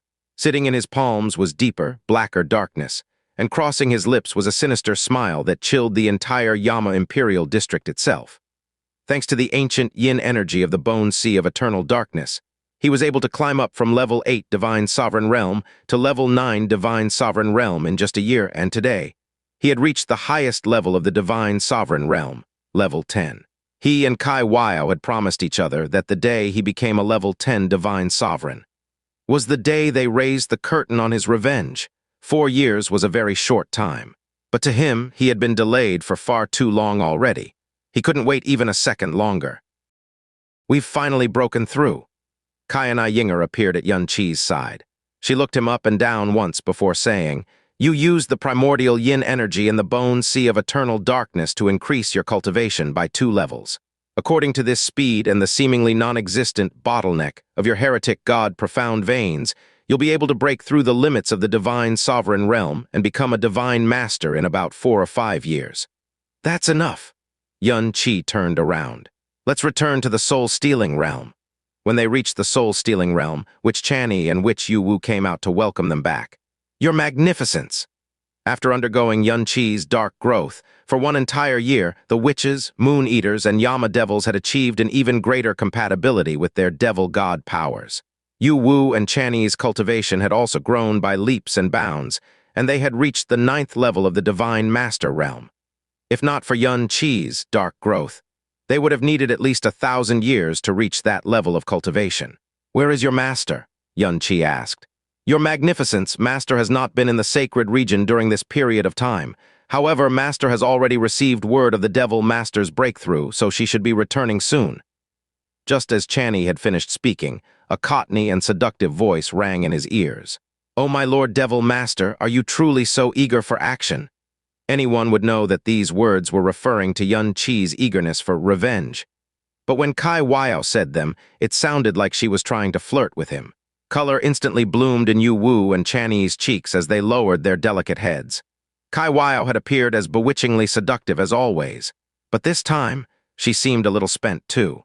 After Qianye had been crowned Devil Master, he had spent most of his time cultivating or bestowing the blessing of the eternal calamity of darkness on the elites of the northern divine region. He had also used dark growth on the individuals who formed the core of his army's strength.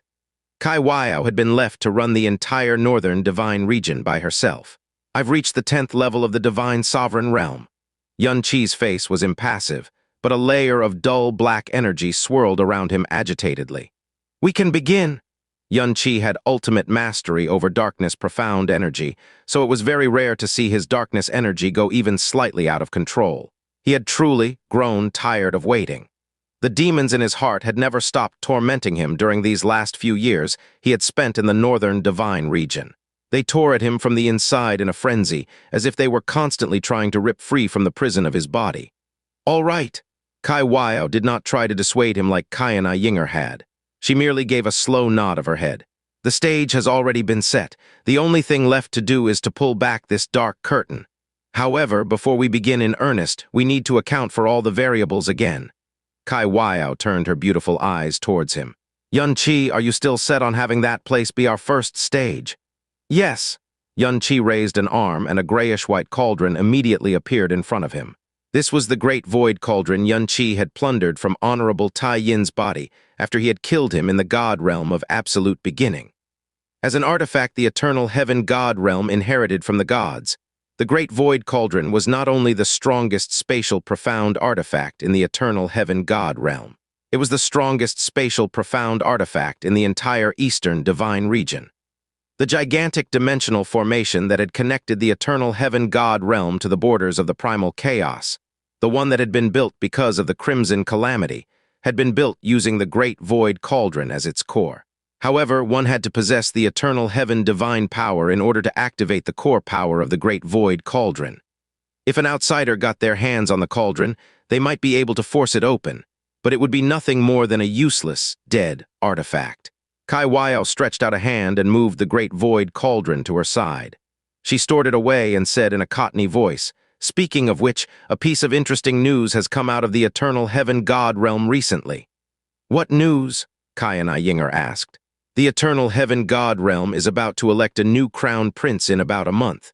It's happening so quickly that even I find it quite odd," Qianye said languidly. After Qianye had improved their compatibility with darkness energy, the profound practitioners of the northern divine region could completely control and withdraw their darkness aura even when they left the confines of their dark environment. They no longer needed to worry about losing control and having their identities exposed. A huge information gap started to form between the northern divine region and the other divine regions because of this, however. This was something that 3 divine regions had not noticed, and by the time they did, it would be far too late. "Is it Zhou Qingfeng?" Qianye Ying'er immediately named the person she thought was the most likely candidate. After that, she let out a contemptuous laugh. "HMPH, just another piece of trash." There was no one from the eternal heaven god realm in her generation who had been worthy of her notice. "Who it is isn't important." Qianye gave a soft laugh. "Once I obtained that piece of news, I immediately took advantage of the situation and helped the eternal heaven god realm spread the news. But I did end up running Hua Jin ragged. If my Lord Devil Master has the leisure, don't forget to water her a little." "This really is a pretty good opportunity," Qianye replied in a cold voice. "Oh," Qianye suddenly turned her beautiful eyes toward him. A smile bloomed on her face, causing her bewitching seductiveness to pervade the air. "So my Lord Devil Master isn't opposed to rewarding Hua Jin with your nectar. Then I'll ask Hua Jin to go and receive her reward a little later. If you only reward one person, aren't you afraid that the other 8 witches will start feeling neglected?" Qianye Ying'er retorted with a soft snort. Her eyebrows curved into crescents as a small smile played across her lips. "Why don't you just deliver all 9 witches to him to avoid any favoritism? He'll certainly be more than happy to help them. Before we enter the stage, I will bestow dark growth on all of them one more time." Qianye said those words curtly before he turned around and left. Qianye gave a soft sigh, but her lips curled up into a seductive smile after that. "Ah, how unromantic." Qianye Ying'er coldly replied. Now that we've finally reached this point, his mind is definitely fixed on what happened back then. This is also why I stopped trying to dissuade him. Kai Wao's alluring smile slowly disappeared as she said those words. A gloomy cold light soundlessly started to glimmer in her eyes. Over the past year, I've been observing the changes in the northern divine region while analyzing the battle scenarios we might find ourselves in. Even though the strength of the northern divine region's elites cannot compare to any one of the three divine regions, we can indeed raise the curtain of war.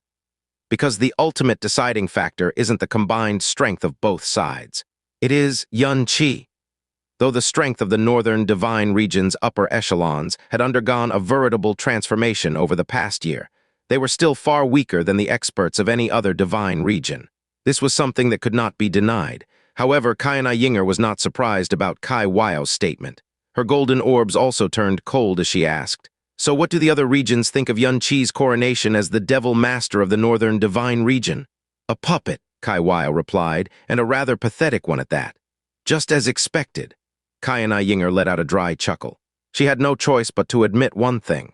If she hadn't been by Yuan Qi's side these past few years, if she was still someone who belonged to the Eastern Divine Region, she would definitely share the same opinion as them. After all, how could a junior, who had no choice but to pathetically flee to the Northern Divine Region when he was being hunted by all the Divine Regions, actually become the Devil Master of the Northern Divine Region? Was it because he possessed the heretic god's legacy? No matter how pathetic and destitute the Northern Divine Region was, this was still far too ridiculous. Even if everyone in the three divine regions had known about the heaven-smiting Devil Emperor's return, even if they had known that Yuan Qi had inherited her legacy, it would still be a joke to them. In fact, it might further solidify his status as a puppet in their minds. The eternal heaven god emperor was aware of just how frightening Yuan Qi's strength had become. Even so, although his outrageous transformation was astounding, it was not something that would arouse any alarm. After all, the Northern Divine Region was still the Northern Divine Region in the end. Even if one more God Emperor appeared, it would be no cause for concern. Even if several more God Emperors popped up, they would still only be a bunch of devils trapped in a cage. The reason why they were scared of Yuan Qi was because of what he would become in the future. However, they had never dreamed that Yuan Qi would cause the Northern Divine Region itself to undergo such a massive transformation over the last few years. They had also never dreamed that the future would come so quickly. The easiest enemies to silence with a single cut of the sword are those who are careless and unaware, Kai Wao said languidly. After that, she gave a self-deprecating laugh. Who would have thought that the pathetic state of the Northern Divine Region, a state which has existed since its inception, would actually become its greatest advantage? "Are we really going to begin?" Qianye Ying'er suddenly asked. Of course, Kai Wao stared into the distance. How could I dare to go back on the promise I made to our Lord Devil Master? Furthermore, I've always had this feeling, Kai Wao continued, that our Lord Devil Master is still hiding some things from us. Qianye Ying'er. Of course, being able to hide things from even you and I is something which can be called admirable growth when it comes to him. In fact, he might even spring an unexpected but pleasant surprise on us when the time comes. A faint smile reappeared on Kai Wao's face. He is so anxious for revenge, but on the other hand, he is painfully aware, more so than anyone else, of how he fell into such a state. In that case, if he wasn't feeling confident enough, would he really be prepared to take this step forward? HMPH, you really have a lot of confidence in him, Qianye Ying'er said. AI, Kai Wao sighed gloomily.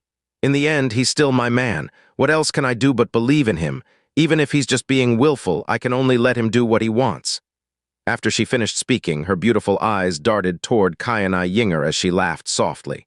This was exactly how Mu Xuanian used to spoil him back then. Qianye Ying'er suddenly thrust out an arm. "Hand the great void cauldron to me." "Oh." Astonishment bloomed on Kai Wao's face, but she wavered the moment she noticed the look in Qianye Ying'er's eyes. "Are you thinking? The amount of blood and sin covering me has long been enough to drag me down to the 18th layer of hell," Qianye Ying'er said in a cold voice. "So you should naturally leave such things to a sinner like me. I have the Nai Yuan stone, so I can alter my aura. It will be the safest for me to do it." Her gaze turned dark and sinister. "Because I understand eternal heaven far more than you, far more than anyone in the northern region." After a brief moment of hesitation, Kai Wao gave a small nod of her head and said, "Okay." The great void cauldron appeared, and she pushed it to Qianye Ying'er. She tapped the air with her finger, and a cluster of soul light flew toward Qianye Ying'er. "These are the 3 most suitable star realms. When are you going to make your move?" "Right now." Her voice lingered in Kai Wao's ears, but Qianye Ying'er had already soared into the sky. She did not head in the direction that Xianxia had or call out to him. Instead, she flew toward the south of the northern divine region at her fastest possible speed. With a very soft sigh, Kai Wao whispered, "Hua Jin, go!" Another figure took to the air as Hua Jin chased after Qianye Ying'er, a vast and gloomy dark star region. Qianye Ying'er came to a stop in this place. A rather large star realm of the northern divine region lay in front of her. This was a lower star realm that was close to the border of the northern divine region. Because of its proximity to the border, the aura of darkness in this place was rather thin, but this star realm still possessed a fearsome reputation in this dark star region. Qianye Ying'er lifted a hand, and the great void cauldron appeared. The grayish-white body of the cauldron expanded as she injected power into it. It swiftly swelled up until it was several kilometers in length. At the same time, an incredibly heavy might enveloped all of the living creatures in this star realm. They unwittingly raised their heads to the skies as they trembled and gasped due to this unknown terror which gripped their hearts and souls. Even though she was not able to use the spatial divine power of the great void cauldron, as a primordial divine artifact, it was an exceedingly excellent vessel for power, an item that was practically indestructible in the current era. Once she had injected enough power into the cauldron, Qianye Ying'er gave it a gentle push. The great void cauldron instantly transformed into a pale white meteor. It hurtled downwards, mercilessly smashing into the surface of the star realm. Boom! Destructive divine light and cacophonous explosions filled the air. Star realms were not as fragile as planets were, but the power of a divine master was no less than a world-ending disaster to a lower star realm. The instant the power of the great void cauldron erupted, countless cracks instantly appeared across the surface of the fragile star realm. In the very next instant, the entire star realm shattered, burying countless living creatures along with it. Wails of misery, an aura of despair, the taste of fresh blood. Qianye Ying'er impassively gazed upon the destruction, her expression unchanging. Just like the Brahma monarch goddess of old, who viewed all life as nothing more than blades of grass. On the very first day that they met, Qianye Ying'er had told Kai Wao that Zhou Xuzi was the big present that she was giving to her. They would prepare everything and lure him to the northern divine region for a meeting at the appropriate time before killing Zhou Qingchen to enrage him. They would use this incident to provoke Zhou Xuzi into attacking the northern divine region in rage. They just needed a tiny spark to ignite the fires of hatred which had smoldered in the heart of the northern divine region since time immemorial. Once they had their incident, lashing back at the eastern divine region would be eminently reasonable to the northern divine region. But the moment the eastern divine region was struck by this reprisal, they would blame both the northern divine region and the eternal heaven god realm, instead of forming a unified front against a common enemy. The western divine region and southern divine region would also view their predicament with silent bemusement. Qianye Ying'er had the right idea, but Kai Wao had rejected it even while she praised it. She even decided to meet the eternal heaven god emperor much earlier than they had previously decided. The opportunity to raise the curtain on this war should not be gambled on Zhou Xuzi's actions. It was something they had to be in full control of, something that had to occur at just the right time. Furthermore, it was impossible for anyone to guess whether Zhou Xuzi, who was keenly aware of his responsibilities as the eternal heaven god emperor, would really lose his mind and attack the northern divine region. In fact, the eternal heaven god realm immediately sealed itself after Zhou Qingchen's death, and they had not made a move since. At the very least, they were definitely not preparing to take revenge on the northern divine region. In fact, they were doing their best to erase all traces of that meeting to preserve Zhou Qingchen's dignity in death. While Kai Wao had been behind all of the rumors that had been quietly circulating in the eastern divine region and western divine region. Moreover, when Kai Wao said that she wanted to be in full control of this opportunity, what she meant was that she wanted to use her own hands to help the eternal heaven god realm light this dark fuse. Qianye Ying'er had no choice but to admit something about Kai Wao. Beneath her sultry and foxy looks, beneath her gentle and tender warmth toward Xianxia, lay a soul that was even more intelligent and meticulous than her own, a soul that was even more fiendish and malicious than her own. Perhaps Qianye would not be the only nightmare that plagued the three divine regions, because there was still another, Qianye. The former was a nightmare they had personally crafted. The latter was a nightmare that had been lurking in the darkness for 10,000 years. Qianye Ying'er waved an arm, and the great void cauldron flew back in her hands. She did not spare the destroyed star realm another glance as she turned around and disappeared into the darkness. When she reappeared again, she had already reached a neighboring star realm. This was a very small middle star realm that was a little deeper inside the northern divine region. The terrifying sounds of a star realm shattering had long ago reverberated through the region, putting most of the people in this middle star realm on full alert. A divine sovereign broke his seclusion and flew into the air. He stared in the direction the explosion had come from. His name was Xianxia, and he was the realm king of this middle star realm. He was also its only divine sovereign. When he felt the oppressive might that radiated from the great void cauldron press down on him, his eyes widened in fear and alarm. BOOM.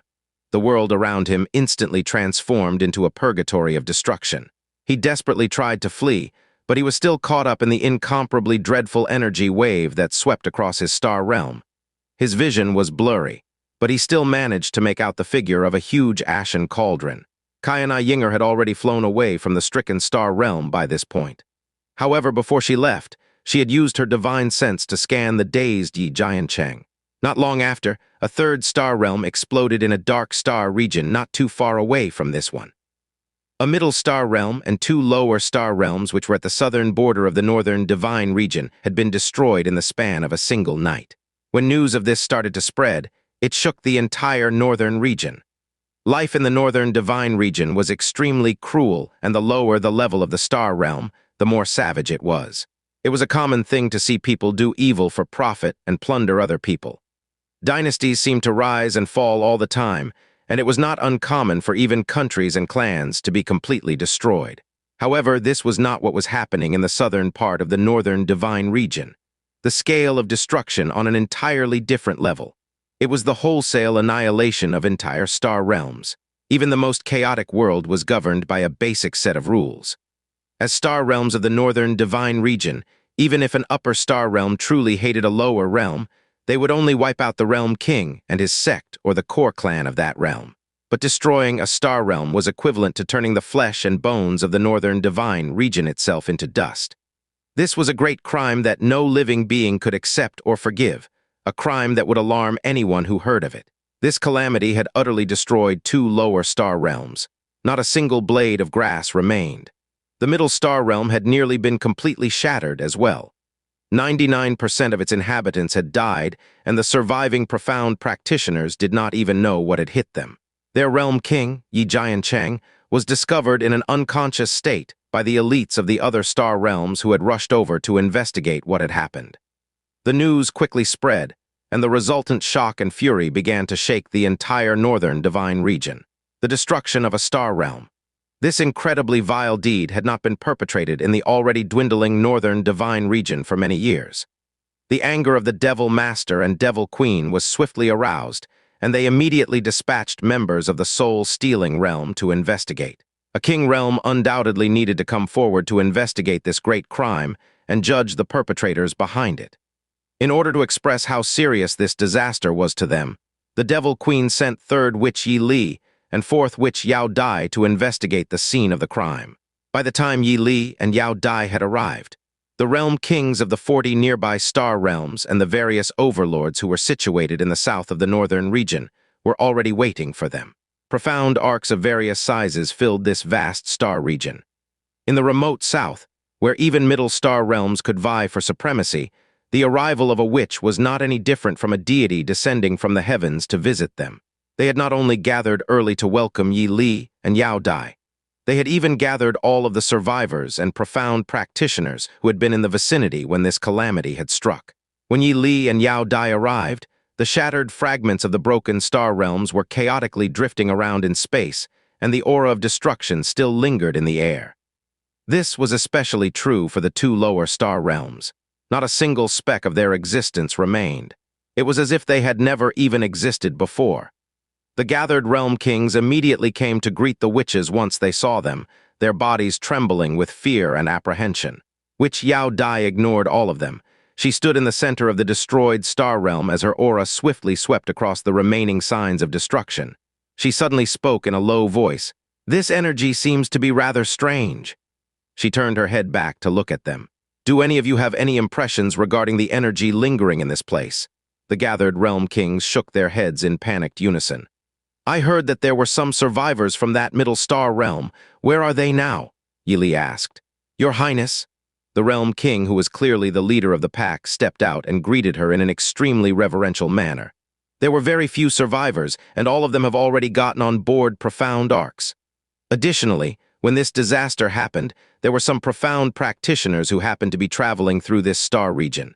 We managed to gather all of them and place them aboard our profound arcs." "Very good."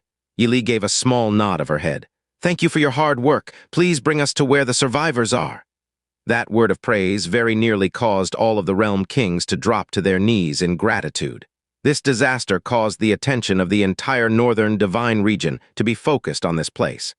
As the star realms of a remote star region, they had never received such attention before. Once they boarded the profound arcs, Yi Li and Yao Dai personally questioned each and every survivor. However, most of them were still frightened and distressed, and their thoughts and words were barely intelligible. The rare few who were clear-headed could only shrug their shoulders helplessly when they were questioned. They had no idea of what had happened. At this time, a voice suddenly rang out in the distance. "Realm King Xianxia has woken up." A middle-aged man with a wan complexion was walking toward them while being supported by someone else. His clothes were tattered and his body was stained with blood. His aura was extremely weak, and anyone could tell just how badly wounded he was with a single glance. He had been caught in the very heart of the calamity. All of the living creatures around him had perished, but he had managed to survive due to his powerful divine sovereign body. However, it was clear that he had barely survived. His aura was as thin as gossamer threads. "This person's name is Yi Jiancheng." The leader of the gathered realm kings introduced the injured man to Yi Li and Yao Dai. "He is the realm king of the destroyed fodder realm." 2. Yi Jiancheng, who had practically been carried over here, tried to bow anxiously despite his extremely weakened state. His lips trembled as he tried to speak. Yi Li raised a hand to stop him, and a layer of vast but gentle, profound energy covered his body. "There's no need for decorum. Tell me, did you see anything when disaster struck your realm?" Which Yi Li's words violently stabbed into Yi Jiancheng's muddled brain. The dreadful scene that had played out in front of him before he had lost consciousness flashed through his mind again, causing his eyes to widen in shock and terror. "A cauldron, it was a cauldron, a very large cauldron," he roared, his voice trembling with fright and alarm. "A cauldron?" The people around him glanced at each other. "Speak clearly, what sort of cauldron was it?" Yi Li said in a solemn voice as she drew a little closer to Yi Jiancheng. I don't know." Yi Jiancheng shook his head in panic. "It was a white cauldron, a very large cauldron that I've never seen before, and it suddenly crashed into my—" "Ah!" As Yi Jiancheng rambled on, a startled cry suddenly rang out from below. The person who had let out that cry was a thin and frail-looking man. The aura of the divine spirit realm could be sensed from his body, and he was cowering at the back of the crowd. The leader of the realm kings flew into a rage as he scolded the man. "You insolent cur, how dare you interrupt Her Highness questioning? Drag him out." "Wait a moment," Yao Dai said. She stared at the frail-looking man, and her eyebrows sank as she asked him a question. "Did you just let out a cry because you suddenly recalled or realized something?" No. The frail-looking man shrunk even more under Yao Dai's penetrating gaze. His body was trembling with instinctive fear. "Milady Witch is asking you a question. How dare you lie to her?" The leader of the realm kings roared in anger. "If you hide anything and provoke the wrath of Milady Witch, there will be nowhere in the northern divine region that you can hide." The weak-looking man's face instantly turned ashen, and he looked like he was about to collapse in a heap. "There's no need to be so anxious." Yao Dai's voice grew gentle. "If you truly did discover something, just tell us whatever you saw. The soul-stealing realm will definitely reward you for your efforts." The witch's soft and gentle words caused some of the tension to bleed out of the frail-looking man's face. He gulped audibly before he finally managed to muster up the courage to speak. "The great white cauldron that Realm King Jiancheng spoke of, I also happened to see it last night." Everyone was shocked by those words. Yao Dai took a single step forward and asked, "What kind of cauldron was it? Where did you see it? Recount everything you saw to me." The frail-looking man did not speak. Instead, he extended a trembling hand. An ordinary profound imagery stone lay in his palm. Profound energy surged into the stone, and an image was immediately projected into the air. A cluster of brilliant white light glowing in the sky was being projected into the air. Everyone could clearly see a cauldron in the center of that white light. This image had been recorded from afar, but the silhouette of the cauldron could clearly be seen. One could well imagine just how enormous it must have been. The star realm that was about to meet its impending doom could also be clearly seen in the lower left corner of the image. The moment everyone clearly saw that image, Yi Jiancheng, whose aura was already weak and thin, suddenly started shouting like a lunatic. "That's it, that is the cauldron, it's that cauldron! Oh, ah!" Yi Jiancheng's wounded body had received too much external stimulus. After he yelled those words, his eyes rolled back into his head as he fainted dead away yet again. All the realm kings looked towards the two witches. They were about to tell them that they had never seen this cauldron before, but, to their shock, they saw expressions of deep shock bloom on the witches' faces. Their breath caught in their chests, and they did not dare utter a single word. "This is," Yao Dai gasped in shock and bewilderment, "the great void cauldron? No, it can't be." She immediately denied the words that had come out of her mouth. "You aren't mistaken," Yi Li replied in a solemn voice. "That is the artifact that was left to the Eastern Divine Region's eternal heaven god realm by the gods, the artifact that possesses mighty spatial divine power, the great void cauldron." The words, Eastern Divine Region's eternal heaven god realm, struck everyone who heard them like a bolt of lightning. Yi Li turned around to look at that weak-looking man and said, "Who are you and why did you record this image?" The man looked like he had been frightened out of his mind, and it took him a few seconds to muster up the courage to speak. His voice trembled as he spoke. This lowly one's name is Bo Zishan. I was born in the South Ruins realm. When I was traveling last night, I happened to see that white light, so I recorded it. I also did not expect to be caught up in the fearsome storm that rushed at me. I fainted on the spot, and by the time I had woken up, I had already been taken into custody by these realm kings. No, I had been offered shelter by these realm kings. Yi Li tapped the air with her finger, and the profound imagery stone in Bo Zishan's hand flew into her palm. She gave an order after that. "This matter is of grave importance, so you need to follow me back to the soul-stealing realm." "Ah!" Bo Zishan was taken aback by that order. But he soon replied in a trembling voice, Yes. We are also going to take Yi Jiancheng back to the soul-stealing realm," Yi Li said. "Oh, and one more thing." Her gaze swept over everyone present, and her voice suddenly turned cold. "This matter concerns the Eastern Divine Region, and it is far more serious than any of you can imagine. Before we find out everything, none of you are allowed to leak anything that you've seen or heard today." All of the realm kings nodded their heads hurriedly, cold sweat dripping down their backs. Yi Li and Yao Dai did not tarry any further. They also took the unconscious Yi Jiancheng and trembling Bo Zishan along with them. However, the moment they left everyone's sight, the fear in Bo Zishan's eyes suddenly disappeared and was replaced by a strange, gloomy light. Even though Yi Li and Yao Dai had used their authority as witches to issue a gag order. News that 3-star realms had been destroyed by the Great Void Cauldron belonging to the Eastern Divine Region's eternal heaven god realm had spread like wildfire to every corner of the Northern Divine Region. In less than 2 hours after their departure, this news was already reverberating through the entire Northern Divine Region. One pretty much means, let's get it over with. Literally means walk at double the speed too. Region originally had 2 opinions regarding the tragic destruction of the 3-star realms. The first was they had been destroyed due to some massive grudge, and the second was that some elite committed this grave crime after going insane. However, once they discovered the truth, that it was the Eastern Divine Region's eternal heaven god realm who had been behind this heinous act, it had undoubtedly viciously stabbed into the nerves of every profound practitioner in the Northern Divine Region. Furthermore, this news was not only being disseminated verbally, countless profound imagery stones were also being spread through the Northern Divine Region, and the images contained within the stones included the shattered remains of the star realms, the scene of the witches' investigation, Yi Jiancheng's howl of pain and despair, and a gigantic white cauldron. Shock, indignation, and fury crazily swept through the Northern Divine Region like a plague as the news spread. The dark, profound practitioners had always been scorned by the world. It had been like this from the beginning. The moment their aura leaked out when they were outside of the northern divine region, they would be mercilessly hunted down and killed by the profound practitioners from the other divine regions. And their killers even did this in the name of justice. They were bitter and resentful, but they were also powerless to do anything about the situation. But at the very least, they had a place they could hide in. As long as they hid in that dark prison forever, they would not be hunted down by those profound practitioners from the righteous factions.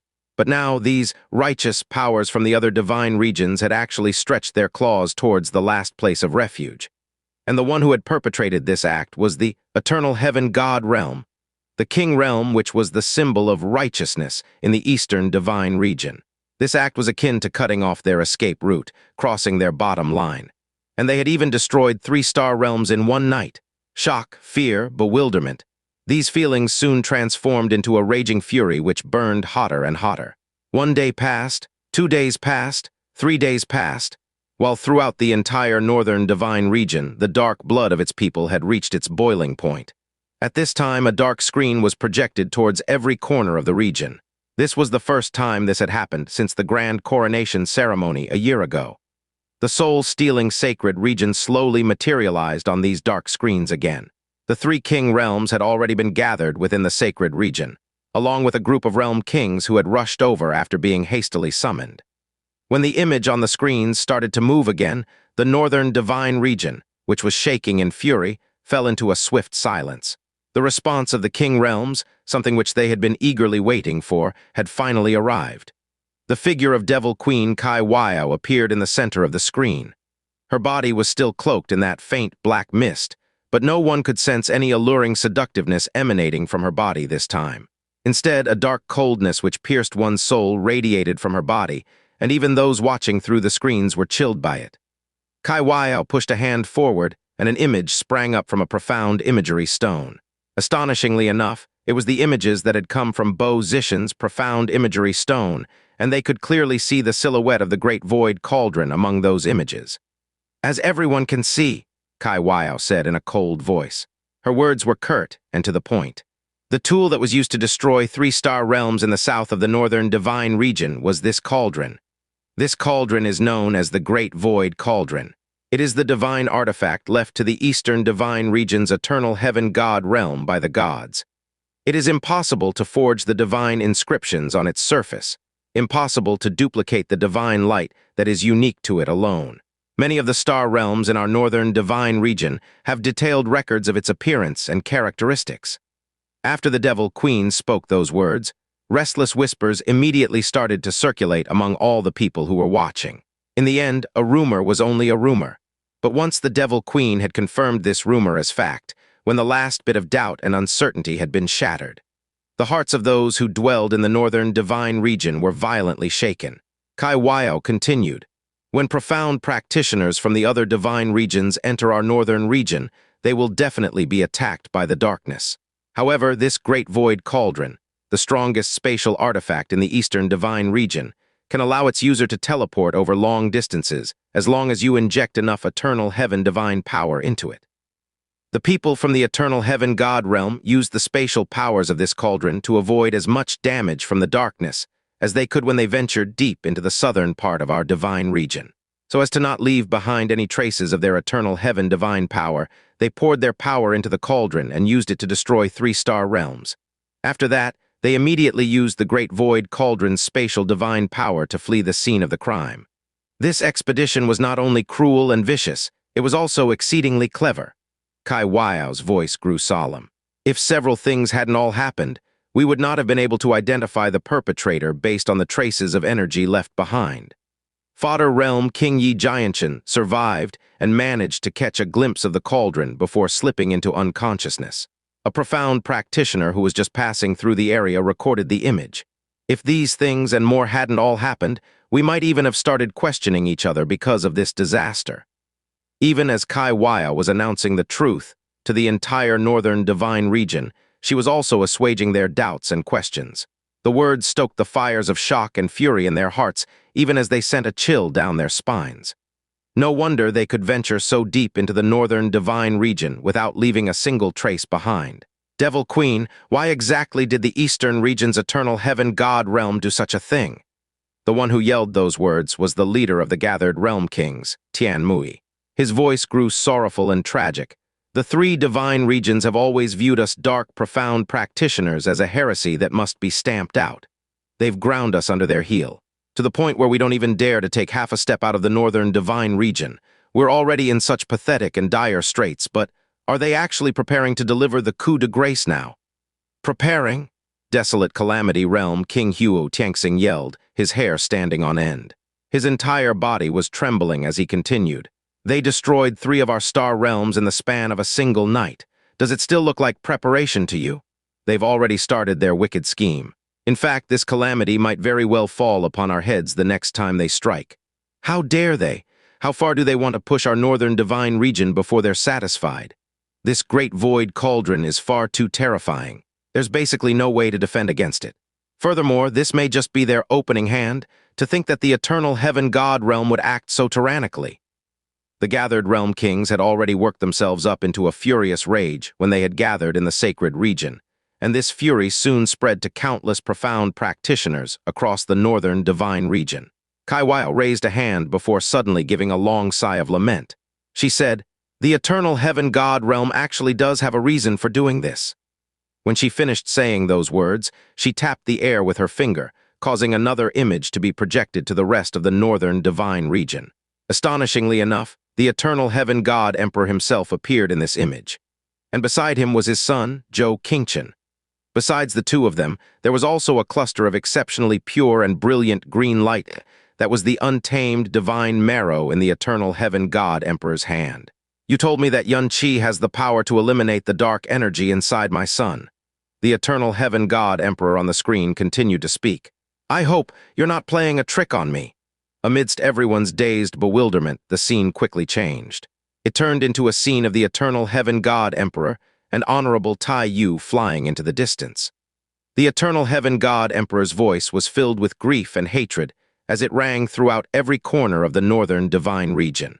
"I will gather everything the eternal heaven god realm has, the eastern divine region, and even the 3 divine regions themselves, to destroy the northern divine region and grind both of you down to ash."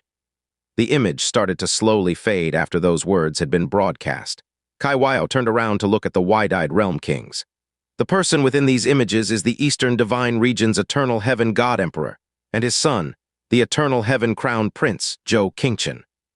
1.5 years ago, the eternal heaven god emperor used the untamed divine marrow to set up a meeting with this queen so that I could get rid of the darkness energy inside his son's body. We arranged to meet at the border of our 2 regions. But in truth, he was actually looking for an opportunity to ambush this queen. After the Devil Master and I saw through his scheme, we killed his son in retaliation. Qianye suddenly paused before continuing. That is how it all started. Qianye had continued speaking, but the vicious and determined vow of the eternal heaven god emperor was still reverberating in their ears. He would gather everything the eternal heaven god realm has, the eastern divine region, and even the 3 divine regions themselves, to destroy the northern divine region. It was at this moment that Yun Qi descended from the sky. His gaze swept across the people gathered below him before he spoke in an impassive voice. "The entire world knows that this Devil Master was born in the Eastern Divine Region. The fact that I now call the Northern Divine Region my home may be the will of the Devil Emperor, but it is also something the Eastern Divine Region drove me to. And even though I am forced to live in this land of darkness, I'm still viewed as a budding calamity that has to be rooted out." Yun Qi slowly raised his head to the sky. His eyes glimmered with black light, and his devilish might caused everyone's heart to palpitate. "When this Devil Master was crowned, I made this devilish vow. I vowed that I, as the Devil Master of these lands, would no longer let the land I dwell in be bullied or oppressed by anybody. This calamity also arose because of this Devil Master. So this Devil Master will personally go to the Eastern region's eternal heaven god realm and extract our pound of flesh from them. I will make them pay back this debt 100-fold. I will let them know that the northern divine region ruled by this Devil Master is not a place that can be oppressed." Yun Qi's words shocked everyone who was listening. Yama Emperor Yan Xianxia swiftly spoke up. "How can we blame the Devil Master for this? Your magnificence, you are exalted above all devils. You bear the future of the northern region on your back. We can't let you throw yourself into danger." This was not merely the destruction of 3-star realms. It was a shot across the bow. The eastern divine region is taunting us, looking down on us, and trying to humiliate us.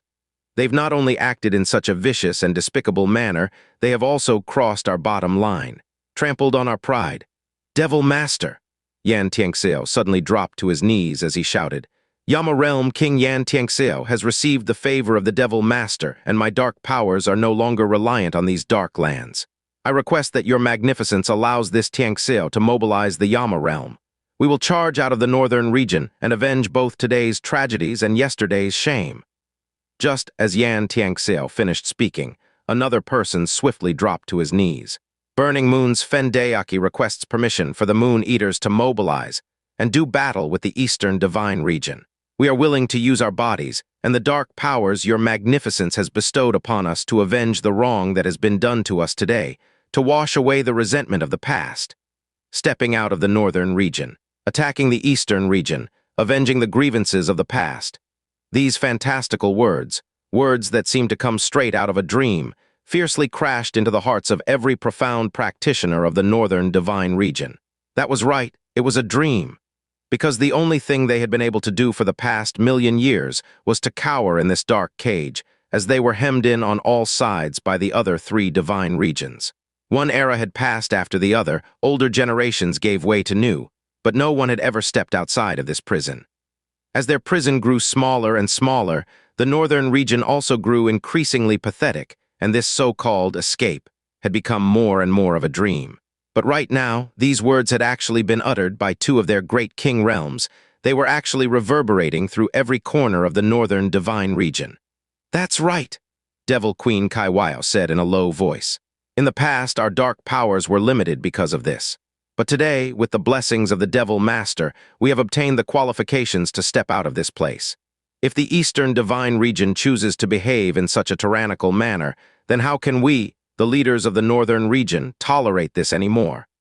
No, this is definitely not a matter that only concerns the King Realms." Imperial Heaven Realm King Tianmuyi raised his head. His voice was filled with emotion as it shook. "My father's generation, grandfather's generation, great-grandfather's generation, they were trapped in the Northern Divine Region for their entire lives. They weren't able to take even a single step out of it. We can elevate ourselves, exalt ourselves, all we want in these dark lands, but in the eyes of the world, in the eyes of the 3 divine regions who trapped us in here, we are nothing more than a bunch of domesticated beasts." 1,000,000 years. 1,000,000 years. Tianmuyi's voice grew even more agitated. "And what's even more tragic than this is that countless numbers of our dark brethren have long since resigned themselves to their fates, long since grown numb to their circumstances. Let us not even speak of struggling against fate, because our last bit of pride and hot-bloodedness had been extinguished. We had truly been reduced to nothing more than animals." Tianmuyi's words shook everyone's soul. They cut straight to the heart. "But my Imperial Heaven Realm has had enough." Darkness surged up from his palm, his transformed dark powers radiating a pure devilish might. "There is no need for us to tolerate this anymore. The Eastern Divine Region trampled on us once more by destroying 3 of our star realms, but at the same time, this was also a warning given to us by the heavens, guidance given to us from above." He pointed his palm to the sky as dark energy spread out from it. "The Imperial Heaven Realm seeks permission to step out of the Northern Region.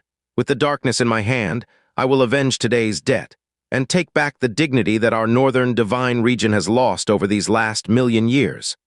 Countless profound practitioners felt their bodies and souls hum with vibrant energy. This was especially true for the profound practitioners of the Imperial Heaven Realm. When they heard their realm king's shocking words, their first reaction was not shock and fear. Instead, they felt their blood start to boil as pure rage surged through their bodies.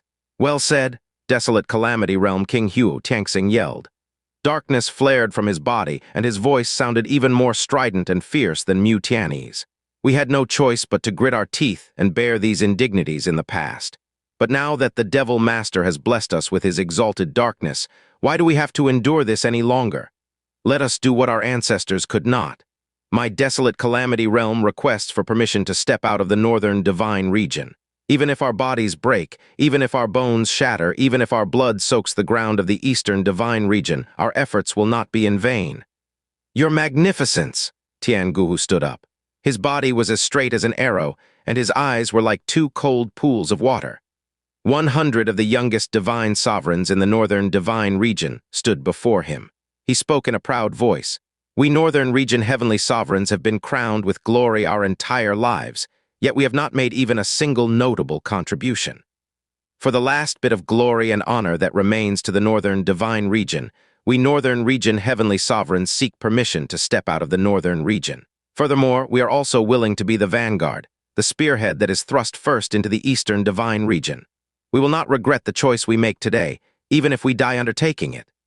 Tianguhu's words shook all of the profound practitioners in the Northern Divine Region.